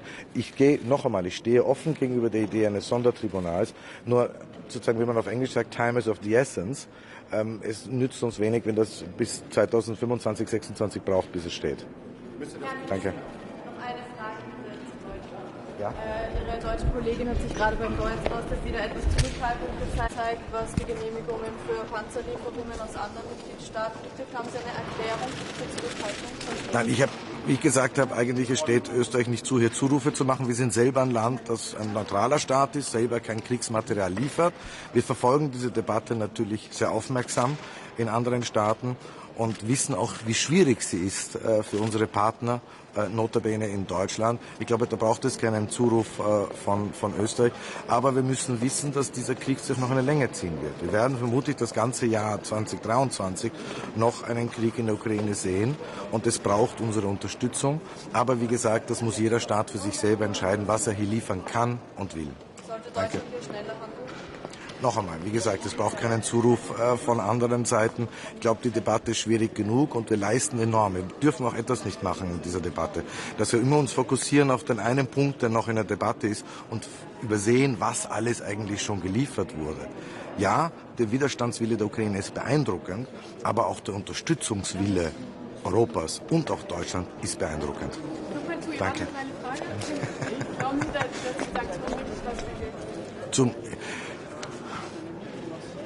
Schauen, das ist keine Politik, die wir gerne betreiben. Sanktionen sind irgendwo immer das Ende des diplomatischen Alphabets. Das heißt, dass andere Maßnahmen nicht gefruchtet haben. Aber in dieser Frage braucht es jetzt klare Kante von uns. Wir haben einen Staat, der brutalst auf Kollisionskurs ist. Mit uns und mit seinen eigenen Menschen. Der versucht sozusagen die zivilgesellschaftliche Bewegung mit aller Brutalität und blutig niederzuschlagen und gleichzeitig in der Frage des Atomprogramms alle Sicherheitsmechanismen über Bord wirft. Und das war auch sehr klar beim Gespräch heute mit dem Generaldirektor der Internationalen Atomenergiebehörde, die in Wien zu Hause ist, Rafael Grossi. Das ist ja für uns, Sie sind unsere Augen und Ohren auch gegenüber dem Iran, dass hier in Wirklichkeit eigentlich der Iran auf stumm geschalten hat. Und das ist etwas, was uns sehr beunruhigen muss. Das Letzte, was wir wollen, ist ein nukleares Wettrüsten in der Golfregion.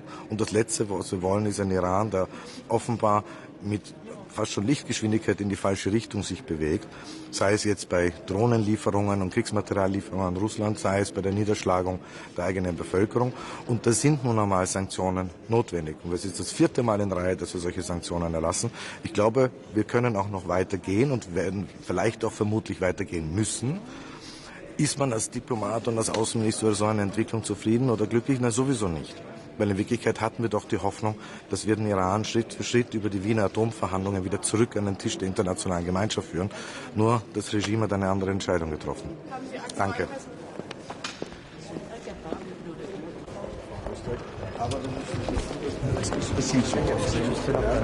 Très bien. Bonjour. Mais je veux bien. Vous me dites. Voilà, Là voilà. Oh là là là, il y avait même un truc formidable. Bon, bonjour à toutes et à tous. C'est notre premier conseil de l'année. Et depuis le mois de décembre, un certain nombre de situations ont évolué qui justifient que nous en parlions aujourd'hui. Je pense bien évidemment à la fois à la guerre en Ukraine et à l'Iran, entre autres sujets.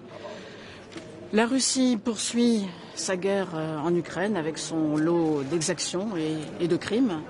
Et donc nous allons poursuivre notre aide à l'Ukraine, qu'elle soit économique, financière, diplomatique, politique, humanitaire, pardonnez-moi, mais aussi bien sûr militaire. Et donc nous allons même renforcer notre aide à ce titre.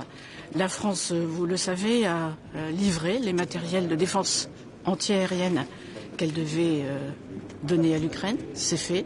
Et puis le président de la République a pris la décision de donner à l'Ukraine un certain nombre de chars AMX-10. Je crois que c'est le signe de notre détermination à soutenir l'Ukraine aussi longtemps qu'il le faudra et au niveau qu'il convient. Et puis ici à Bruxelles, nous allons discuter de la possibilité d'octroyer une nouvelle tranche de 500 millions d'euros dans ce qu'on appelle la facilité européenne de paix. Et je n'ai pas de doute que c'est la décision que nous prendrons aujourd'hui. Pour ce qui concerne l'Iran, la répression se poursuit en Iran. Les droits des Iraniennes et des Iraniens à manifester pacifiquement ne sont pas reconnus. Les exactions continuent, les arrestations arbitraires et même, vous l'avez vu, des exécutions. Et donc, face à cette escalade, nous allons sanctionner un certain nombre de responsables de la répression supplémentaire par rapport aux décisions qui ont déjà été prises. Et je précise qu'il ne s'agit pas de mesures qui vont affecter le peuple iranien ou l'économie iranienne, mais les responsables de la répression qui sont incapables de répondre aux aspirations légitimes des Iraniens à jouir des libertés fondamentales. Voilà, nous en sommes. Et puis, j'ajouterai une réflexion. Il est temps, je pense, qu'en Européens, nous réfléchissions aux réponses à apporter à cette politique d'otages d'État que pratique désormais l'Iran. Ça doit être pris en considération dans nos réflexions et dans les décisions que nous serons amenés à prendre à l'avenir. Il y a aussi d'autres sujets, vous le savez, la situation en Arménie avec, je l'espère, la prolongation de la mission européenne qui permet, en étant du côté arménien de la frontière, d'apaiser les tensions et d'éviter une reprise du conflit. Et puis d'autres situations encore. Et j'ai tenu à ce que nous évoquions aussi la question des ingérences étrangères, non pas seulement dans le contexte que vous connaissez, parce que j'ai saisi le haut représentant dès cet été de cette question des ingérences étrangères. Nous devons protéger notre démocratie européenne et il est bon que l'on ait un débat sur les ingérences ou les influences que tentent d'exercer un certain nombre de groupes qui ne partagent pas, loin s'en faut, les valeurs de l'Union européenne. La France, les Européens qui insistent que les seules solutions pour les Russes et les Ukrainiens, que l'Ukrainien doit gagner. Est-ce que vous n'avez pas peur que les Russes utilisent dans ce cas qui tournent les guerres dans une nucléaire guerre? Les choses doivent être rappelées de la façon la plus claire dans cette guerre que mène la Russie en Ukraine, que la Russie a choisi de mener en Ukraine.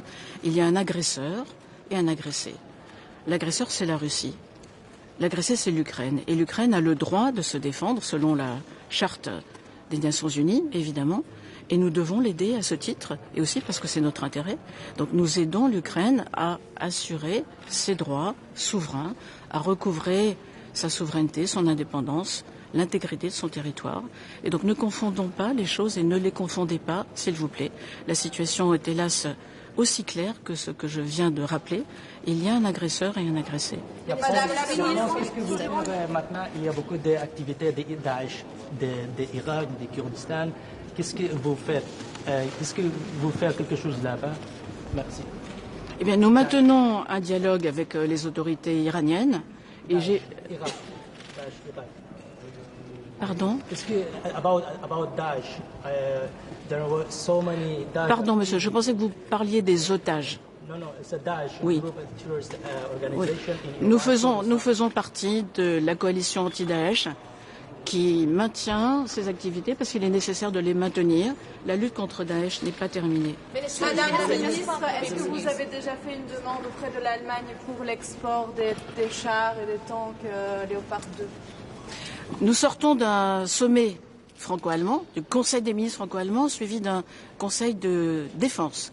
Et vous avez entendu le chancelier s'exprimer hier, vous avez entendu également le président de la République s'exprimer.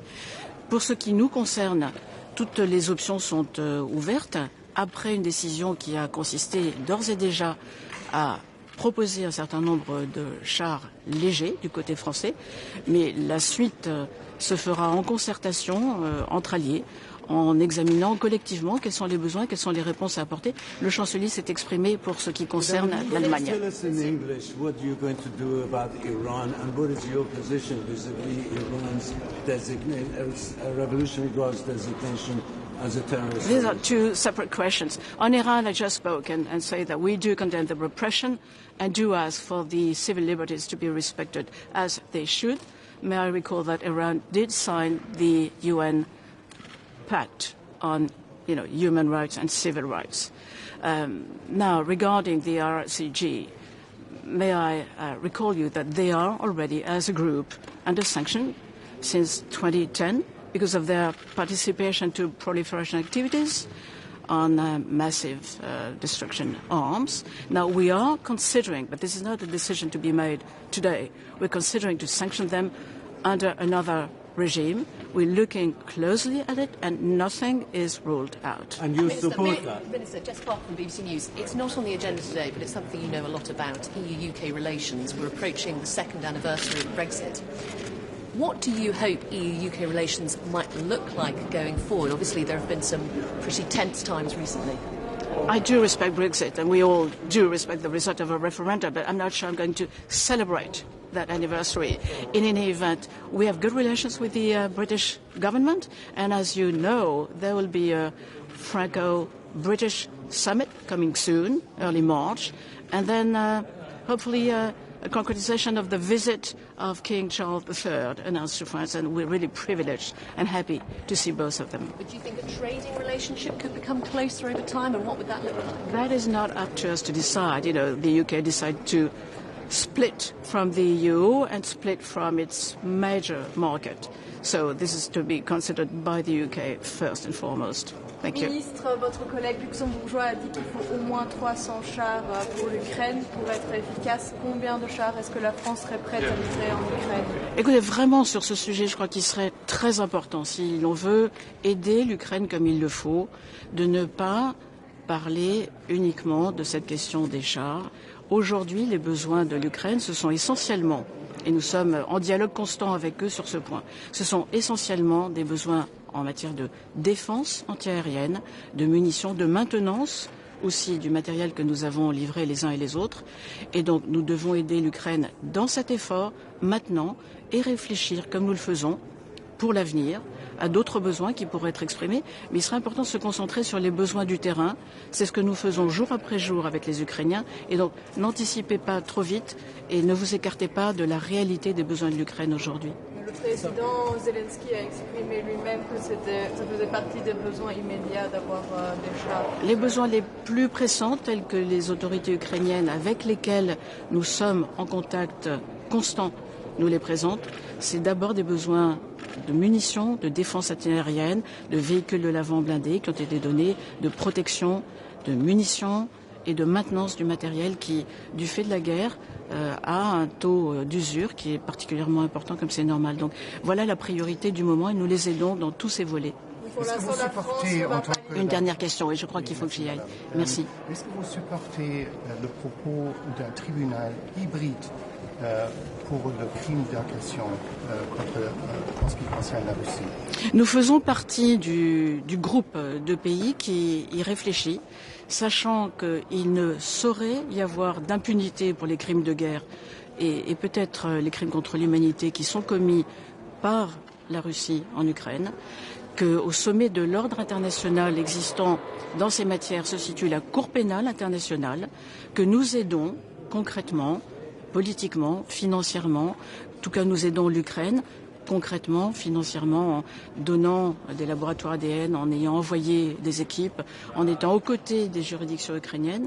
Et puis, par ailleurs, nous réfléchissons avec d'autres États à la possibilité de créer une juridiction ad hoc qui ne peut avoir d'intérêt, je veux le rappeler tout de même, que si elle a la légitimité nécessaire et si une valeur ajoutée peut se dégager par rapport à ce que peut faire la Cour pénale internationale. Et ce que peut faire la Cour pénale internationale, c'est aussi, gardez-le en tête s'il vous plaît, mettre en cause dans la chaîne de responsabilité, jusqu'au plus haut niveau, ceux qui ont décidé de cette guerre et décidé des atrocités qui sont commises jour après jour en Ukraine, dont ils devront rendre compte. Merci beaucoup. Puis-je avoir une précision en langue française, si vous voulez bien?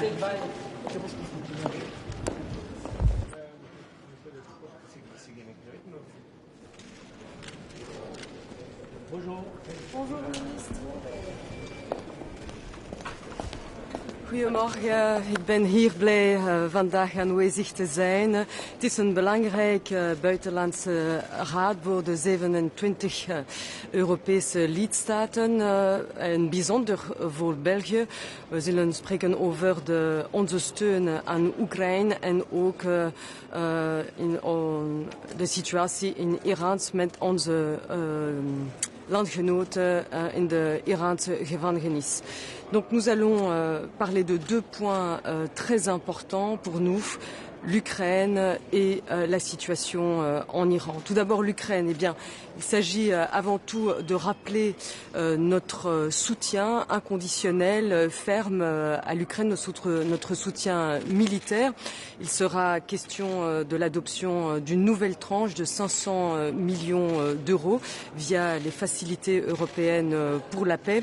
Nous allons aussi parler de la lutte contre l'impunité et de la nécessité d'établir un tribunal international spécifique pour lutter, pour juger du crime d'agression commis par la Russie contre l'Ukraine.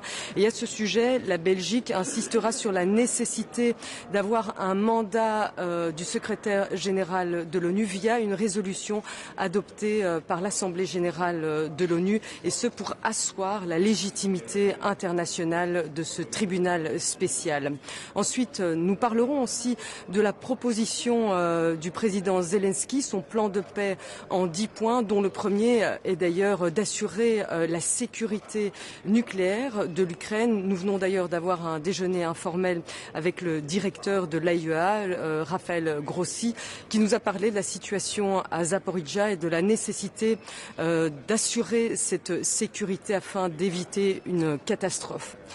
Enfin, il sera question évidemment de la situation en Iran, non seulement parce que, vous le savez, la répression sanglante se poursuit dans les rues de Téhéran, mais aussi parce que de plus en plus de citoyens européens sont détenus dans les prisons iraniennes.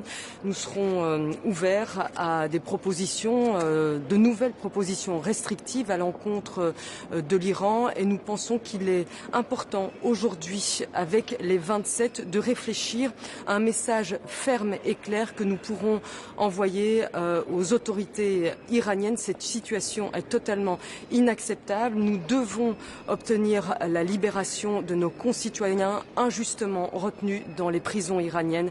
C'est principalement le message que je porterai aujourd'hui auprès de mes collègues des 27. Est-ce que vous voulez ouvrir l'ambassadeur de Belgique à Irak? The bit about Iran in English, please. Madame la ministre, bonjour. Madame la ministre, question très vite, s'il vous plaît.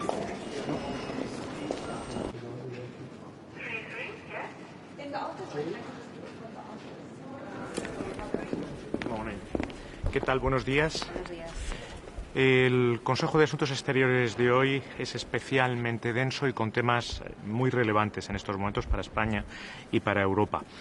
En primer lugar, abordaremos la situación en Ucrania, la gravedad de la situación en Ucrania, y tendremos una conexión por videoconferencia con nuestro homólogo Dmytro Kuleba. Vamos a analizar tanto el apoyo de Europa a Ucrania como la necesidad de que en ningún caso pueda darse impunidad ante los crímenes cometidos en ese país, como también tendremos una discusión sustantiva sobre la próxima reunión Ucrania-Unión Europea, cuál debe ser el contenido y cómo hay que abordarlo. Se van a tratar también dos países latinoamericanos muy importantes para España. España, como saben, quiere poner en el foco de la presidencia del Consejo de la Unión Europea América Latina, con esa gran cumbre Unión Europea-CELAC, que se va a tratar tanto Venezuela como Perú. Venezuela, donde hay en estos momentos un diálogo entre venezolanos incipiente y, por lo tanto, esperanzador, y que, como ustedes saben, España apoya, y la situación en Perú, que es una situación preocupante en cuanto a la situación sobre el terreno, y que lo que España quiere en todo momento es que se resuelva siempre siempre por vías constitucionales. También trataremos Sahel y Golfo de Guinea. Como saben, recientemente, hace muy pocos días, hice una gira por Níger, Nigeria, Guinea-Bissau. Son nuestros vecinos africanos. Todo lo que ocurre en esa región impacta en España y, por supuesto, en Europa prácticamente de manera inmediata. Y se da un binomio de falta de desarrollo e inestabilidad que toda Europa y, por supuesto, España, hemos triplicado nuestros programas de cooperación con la región, y ese fue uno de los mensajes que trasladé. Tenemos que unir fuerzas para hacer frente a esa situación. Vamos a tener un almuerzo con el primer ministro palestino, al que trasladaré, por supuesto, el esfuerzo que hace España por alcanzar la solución de 2 estados, que ya le trasladé al ministro de Asuntos Exteriores, al nuevo ministro de Asuntos Exteriores de Israel, en mi encuentro, el primer encuentro que he tenido desde que ha sido nombrado ministro de Asuntos Exteriores en Davos. Y finalmente trataremos la situación tanto en Irán como en Afganistán. En Irán hay un paquete de sanciones encima de la mesa y ya les anuncio que lo apoyaré. Y en Afganistán analizaremos la situación muy preocupante, cada vez más preocupante y cada vez degradándose más, de los derechos humanos, muy especialmente con las últimas medidas tomadas con respecto a las mujeres y las niñas. Y desde luego la participación de España será para apoyar cualquier medida que pueda revertir esta situación y analizar con otros cómo unir fuerzas para que no se degrade todavía más y podamos crear un espacio de libertad y derechos para las mujeres y las niñas de Afganistán. Hay otros temas también, pero daré una rueda de prensa al final y por supuesto me pueden preguntar. Si hay una pregunta antes de... Sí, le quería preguntar que uno de los asuntos que se va a tratar sobre todo es el apoyo militar que necesita ahora mismo Ucrania. Ya ha habido varios compromisos de países que van a enviar más armamento pesado, pero está la cuestión de los tanques, está ahí su homóloga alemana. ¿Qué le parece esa postura de no decidir todavía si Alemania envía o no los tanques o permitir que otros países puedan hacerlo? ¿No sería mejor una postura consensuada a nivel de la Unión Europea? Mire, yo no voy a hablar en nombre de terceros países, yo puedo hablar en nombre del Gobierno de España. El Gobierno de España siempre ha venido tomando sus decisiones con un único guía, que es lo que en cada momento sea mejor para que Ucrania pueda defender su libertad, su independencia y su integridad territorial, que en el fondo es darle los medios a Ucrania para que la paz regrese lo antes posible a ese país.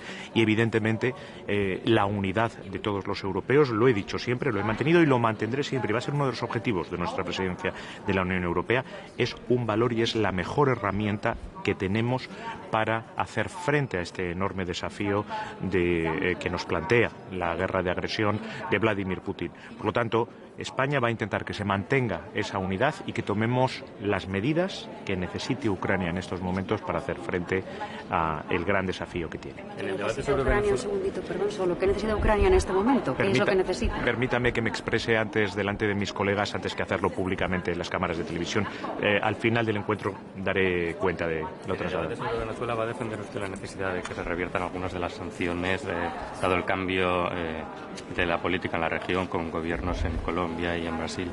Nuevamente, permítame que hable antes dentro, pero lo que sí le puedo indicar es que lo que voy a trasladar es cuál es nuestra experiencia, cuál es la experiencia mía personal y del Gobierno de España. Me he entrevistado con ambos negociadores, tanto del Gobierno como de la oposición. Lo que me han trasladado, ese deseo genuino de que ese diálogo avance, de los pasos que ellos quieren para ello y de cómo han solicitado que España esté presente y les acompañe, y también la experiencia del diálogo en México y de ese primer acuerdo humanitario. Eso desde luego lo trasladaré. Vamos a ver cómo va el debate y esta tarde, cuando termine, les daré cumplida cuenta de todas las posiciones que he tomado. Muchas gracias. Buenos días. Gracias. Es ist brutal zu sehen, dass die Taliban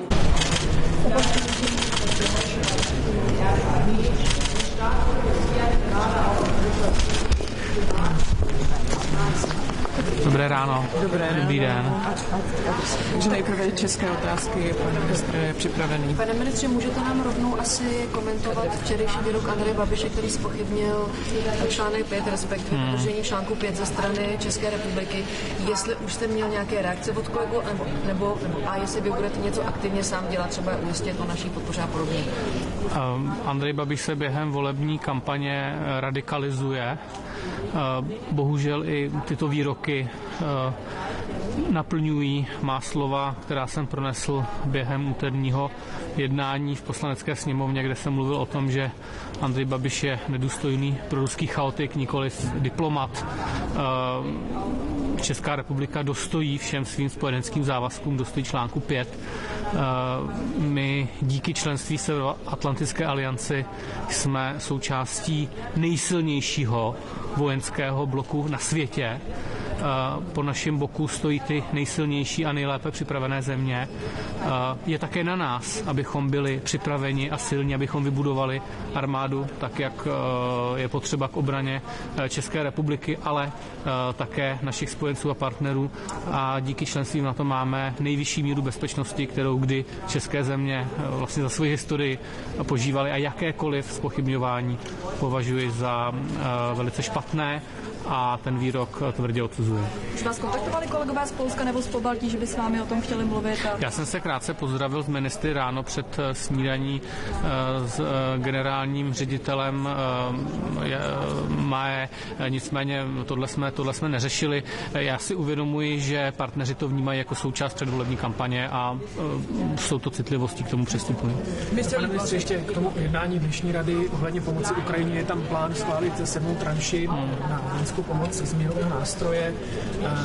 Očekáváte nějaké komplikace s tímto? Můžeme čekat nějaké lavírování ze strany některých zemí? Já jsem se ptal kolegu, jaká je nálada v diplomatickém sboru a řekněme, že mírný optimismus je na místě. Já věřím, že tranše bude schválena. Pokud by se tak nestalo, tak samozřejmě pak jsou další postupy, jak řešit politické rozpory v Evropské unii. Pravděpodobně by to museli řešit premiéři na Evropské radě, ale já věřím, že se to podaří schválit.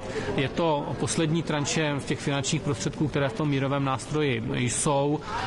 Ta debata o navyšování toho rozpočtu bude daleko zajímavější a náročnější a já jsem zvědavý, jak se s tím švédské předsednictví vypořádá. Okay, one more question and then we jump into English. Dnes mají ministři s palestinským premiérem, tak co s ním budete řešit? Co bude to téma? Palestina projevuje zájem o prohloubení a zkvalitnění, možná i do určité míry restart vztahu s Evropskou unií, tak uvidíme, s jakou zprávou palestinský premiér přijíždí do Bruselu. Za Českou republiku mohu říct, že pro nás samozřejmě je důležité vnímat, jakou míru legitimity vlastně to palestinské vedení má, protože tam dlouho neproběhly volby. Na druhou stranu Česká republika je aktivní i v rozvojových a humanitárních projektech, takže bude zajímavé i slyšet, jestli bude pan premiér hovořit o této problematice, aby jsme věděli, jakým způsobem případně dál navazovat a prohlubovat tu spolupráci. Okay. Yes. Ukraine, Moldova and Georgia, they are waiting assessment from European Commission side. And some media outlets are writing that Georgia will have better assessment compared to Ukraine and Moldova. Do you think this report will help country to step forward toward candidate status? You mean Georgia? Yes. The situation in Georgia is quite complicated, and I think it was quite clearly given by the European Union, by institutions, but also by many politicians, that Georgia needs to do some serious heavy loading in certain areas. So let's see how the assessment will go, but the demand to fulfill all the criteria for the rule of law and in certain areas will remain. So let's see. I'm not informed how the different countries will end up. Of course, Ukraine is in unprecedented situation. They are fully in war, but also politically they have a clear will to become the member of the EU, and I wish to happen at some point. This will from the side of Georgia to become member and to granted candidate status? To become the member of the EU, it's a collective effort for the whole country. It's not a matter of just a political representation, it's a matter of the whole country, and the whole country needs to be working on that. Okay, thank you. Thank you very much. Nashledanou, díky.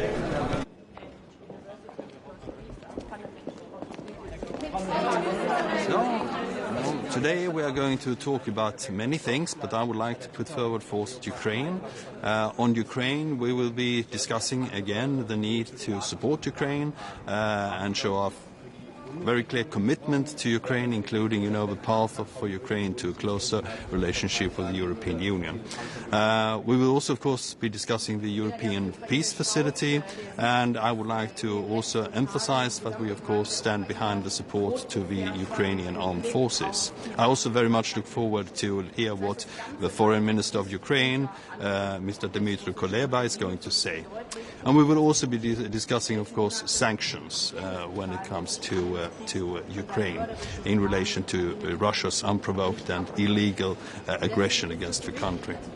On Iran, I would like to emphasize that we, of course, support fully the demonstrations in Iran.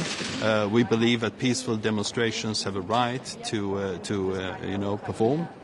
And I think also that it is very important to underline in relation to Iran that we will be discussing sanctions, and I very much look forward to that discussion as well. Thank you very much. Om stöd till Ukraina, det får ju stor diskussion om att skicka stridsvagnar. Hur ser det ut med den svenska stridsvagnen 122? Finns det liknande begränsningar om Sverige skulle vilja skicka den till Ukraina? Finns det några diskussioner med tyskarna? Det är ju en fråga mer för försvarsministern och för utrikesministern, men vi har ju en nära kontakt både med Ukraina när det gäller Ukrainas behov, och jag vill ju gärna understryka att vi helt nyligen tog ett väldigt stort och viktigt beslut om att förbereda överförandet av artillerisystemet Archer till Ukraina, som har varit mycket efterfrågat och som är en viktig komponent. Stridsvagnar är bra, men artillerisystem är också någonting som Ukraina har varit väldigt, väldigt intresserad av att få, och vi har ett av de bästa i världen. Men som sagt var, alla andra frågor kring systemens interaktivitet och så vidare tycker jag ska ställas till försvarsministern. Om sanktionerna då, när det handlar om inte nya sanktioner utan rulla över tidigare sanktioner, så sägs det att Ungern trilskas lite med att rulla över delar av de här sanktionerna. Har du någon diskussion med din ungerska kollega? För det ligger i Sveriges roll också att förlänga de här sanktionerna. Just nu så är det så att det helt riktigt pågår diskussioner om både omfattningen och fortsättningen, och vi är från den svenska ordförandeskapets sida väldigt angelägna om att vidmakthålla sanktionerna mot Ryssland. Vi tror att det är viktigt att Ryssland förblir isolerat och isoleras på så många punkter som möjligt. När det gäller utformningen av sanktionerna och processen så är det ju en sak som har anförtrotts kommissionen. Vi arbetar nära med kommissionen och jag ser fram emot att höra vad kommissionen har att säga när det gäller sanktionsutformning. Vad gäller bestraffning, vad gäller dömandet och utredandet av ryska krigsbrott, hur ska det göras? Ska det bli någon tribunal eller någonting? Vad skulle du föreslå?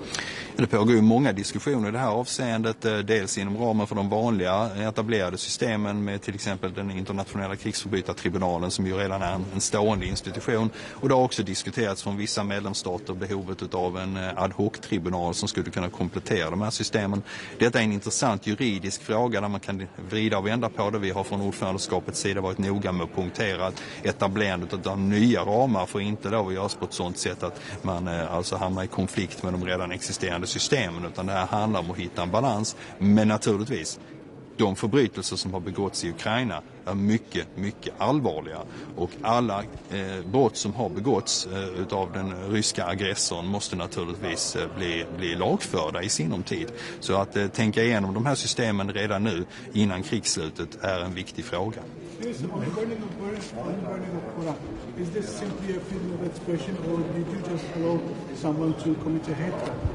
Well, first of all, I would like to emphasize that we, of course, have been very clear from the Swedish government that we both have freedom of expression in Sweden, but we also have made it very clear that we do not side with those people who have committed this. This is something which they have to take complete responsibility for, and the Swedish government does not support in any way the burning of holy scriptures, of course. Will it still be a freedom of expression if someone were the holy book of another religion? It is always an open question, because I think it is important to emphasize that the freedom of expression makes it legal in Swedish, from a Swedish point of view, and from the point of a Swedish legislation, to do this. But this doesn't mean that we have to side with this, that we have to support it, or that we in any way have to endorse it. And we do not do that from the Swedish government. Minister, 11 months is now since the war, the Russian war in Ukraine, with all this European sanction. There is no hope for the war. We don't see a light in the dark. Is there any hope for this war to stop? Is there any chance for the Europeans to do something to stop it really? Well, you know, this war could end today if Russia withdraw its troops. It is Russia that is the aggressor.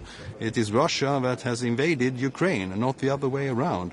If Russia stops when the war is over, if Ukraine stops, well, Ukraine is finished. So it's a quite clear-cut and open and shut case, as they say. No, this war will, of course, eventually end at the negotiating table, but before that, it is our opinion that Ukraine, of course, have to win militarily in the field. And this is exactly why so many states are now providing Ukraine with reinforced military material, with macro-financial support, with humanitarian support, and, as will be shown here at the Foreign Ministers' Council meeting, also by political support. And it is by bringing all these things together that we will secure the victory of Ukraine, the re-establishment of the territorial integrity of Ukraine, and finally, of course, the victory of Ukraine, which is a necessity before any negotiations can start. It is only when Ukraine feels that it is time to sit down and start negotiations that such negotiations will commence. Minister, on Iran, do you support the new package of sanctions, and especially the IRGC on the terror organization and entities? First of all, we do support sanctions against those who have been responsible for the committing the atrocities in relation to the demonstrations in Iran. We believe that the brutality which the security forces and the forces of the Minister of Interior has shown towards the demonstrators are completely, unjustified. And that has been said many times by me as a Foreign Minister of Sweden. I'm also saying it representing the presidency of the European Union. Yeah, exactly, the Council. But in the question of how to form the sanctions, I very much look forward to the discussions here today, and I also look forward to come back to you after the Council meeting has finished. Thank you very much. The contacts between Swedish and Turkish governments. Sorry? What will happen next in the contacts between Swedish and Turkish governments? Well, at the moment, of course, we have contacts, on a diplomatic level, and I think it's important that we follow up on this. At the end of the day, we have a memorandum that we have signed trilaterally between Sweden, Finland and Turkey, and we, of course, very much look forward to the fulfillment of that memorandum so that the ratification process by the Turkish Parliament can commence, and Sweden and Finland can join NATO. Of course, what has taken place during the last weeks are no secret to anyone, and of course it has been disturbing, but I think that in the fullness of time we will find a way to sit down and continue the discussions. Minister, Sergei Lavrov is currently in Africa. He's in South Africa holding talks with his South African counterpart. Is this a source of concern for you that such a big partner of the EU as South Africa is rolling out the red carpet for Lavrov? Yes, it is. I think that the isolation of Russia is important, and we believe that all countries in the world should realize the atrocities that are being committed by the Russians, and that Russia has been the aggressor in relation to Ukraine. Countering the Russian narrative is therefore important, and we believe that the European Union should show a great deal of understanding and a greater deal of show also a greater deal of interest in what's going on in Africa. Therefore, it is very welcome that there will be a point on today's agenda in relation to Sahel, and we also very much look forward to hear the discussions and the reports by the Commission and the High Representative Josep Borrell on this matter. Thank you. Thank you so much for Minister, one question.